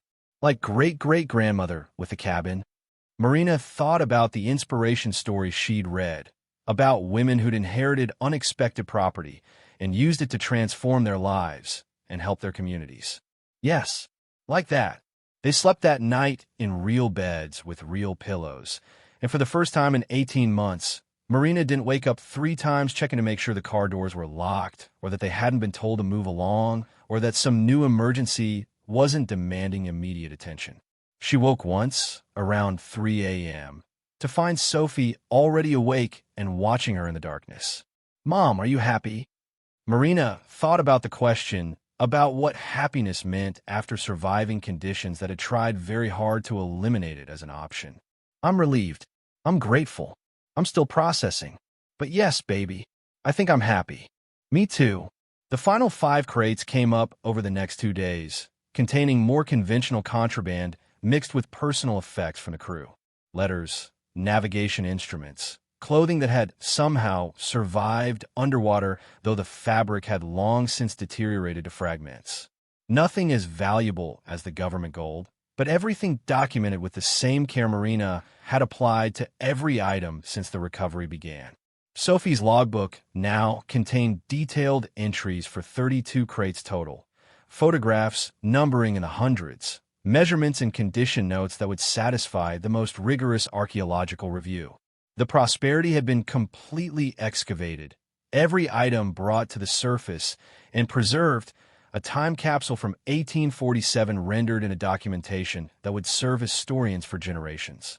On the afternoon of the 8th day, as they were securing the final crate and preparing to motor back to Port Haven, Marina saw Foster's boat approaching from the south. But this time, there were additional vessels with him, official-looking boats with government markings. Catherine Walsh was already on the phone when Marina docked. Treasury Department wants immediate meeting. They've completed preliminary review of your documentation, and they want to discuss salvage percentage in person. Dr. Chen, they're offering 55%. That's extraordinary. Most salvage claims settle at 40. Why 55? Because your documentation is exemplary. Because you reported everything correctly from the beginning. Because you're a qualified marine archaeologist who conducted recovery under proper oversight. And because the Treasury Department wants to avoid lengthy litigation with someone who has legitimate claim and strong legal position. Marina did the calculation. 55% of $3 million was $1,650,000. After taxes, after Jack's percentage, after Walsh's fees, she'd clear approximately $900,000. $900,000. It was more than she'd earned in her entire career as a researcher. It was generational wealth, the kind of money that would change not just her life, but Sophie's and potentially Sophie's children. It was security so complete that the universe would need to collapse entirely to threaten it. Accept it, Marina said, her voice steady. Accept it now, before they change their minds. The Treasury Department meeting took place in Portland 3 days later, in an office overlooking the harbor where commercial vessels moved through water that had witnessed 3 centuries of maritime commerce and drama. The officials were polite, professional, clearly impressed by the quality of Marina's documentation and her archaeological credentials.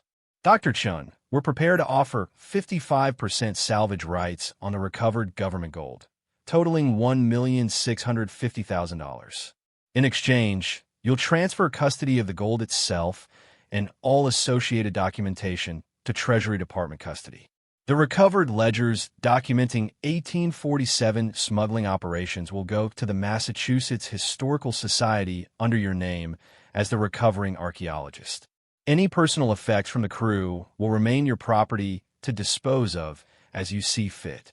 Marina signed the agreement with hands that wanted to shake, but didn't, watched as official seals were applied and witnesses confirmed signatures, felt the reality of what had just happened settling into her bones like warmth after extended cold. She was wealthy. Legitimately, legally, permanently wealthy. She'd gambled $500 on a wreck most people thought was worthless, and she'd won in a way that exceeded even desperate optimism. Outside, Sophie waited with Jack, both of them sitting on a bench overlooking the water. When Marina emerged from the building, she didn't need to say anything. Her expression told them everything. It's done. It's done. Sophie launched herself at Marina with the force of someone who'd been holding tension for too long and could finally release it. They stood there on the Portland waterfront, holding each other and crying and laughing simultaneously, while Jack watched with an expression that suggested he was processing his own implications of 10% of $1,650,000. So, he finally said, I guess we're all done worrying about money for a while. For more than a while, Marina corrected. The court hearing with Garrett happened 2 weeks later, but it was pro forma by then. Catherine Walsh filed their motion to dismiss based on completed recovery and established salvage rights, supported by Treasury Department confirmation and documentation that demonstrated professional archaeological methodology. The judge reviewed the evidence for exactly 7 minutes before ruling in Marina's favor and dismissing Garrett's challenge with costs. Garrett left the courtroom without speaking, his expression suggesting he'd just learned an expensive lesson about underestimating desperate women with doctoral degrees. Marina and Sophie celebrated by going to dinner at a restaurant that had actual tablecloths and menus without prices listed. They ordered without calculating costs, they ate without rationing portions, and they left a tip that made the server's eyes go wide. That night, in the apartment they'd rented the week before, a 2-bedroom with hardwood floors and windows that overlooked Port Haven Harbor, Marina tucked Sophie into a real bed in a real room with a door that closed and everything. "Mom," Sophie said, already half asleep, "the ship did want us to have it, didn't it?" Marina thought about the prosperity, about a vessel that had carried secrets for 176 years and waited for the right person to find them. About how easily she might have dismissed the letter about the auction, might have decided $500 was too much to risk, might have let someone else discover what waited beneath Port Haven's dark water. "Yes, baby. I think it did. Good. Because we deserved it. After everything." Marina turned off the light and stood in the doorway for a moment, watching her daughter sleep in a room that was hers, in an apartment that was theirs, in a life that had been rebuilt from absolute collapse, through nothing except expertise and desperation, and the willingness to gamble everything on a wreck everyone else thought was worthless. Thank you so much for watching until the end. If you love this story, check out the other videos on your screen now. I think you'll really enjoy them. And don't forget to subscribe if you haven't already. See you in the next story.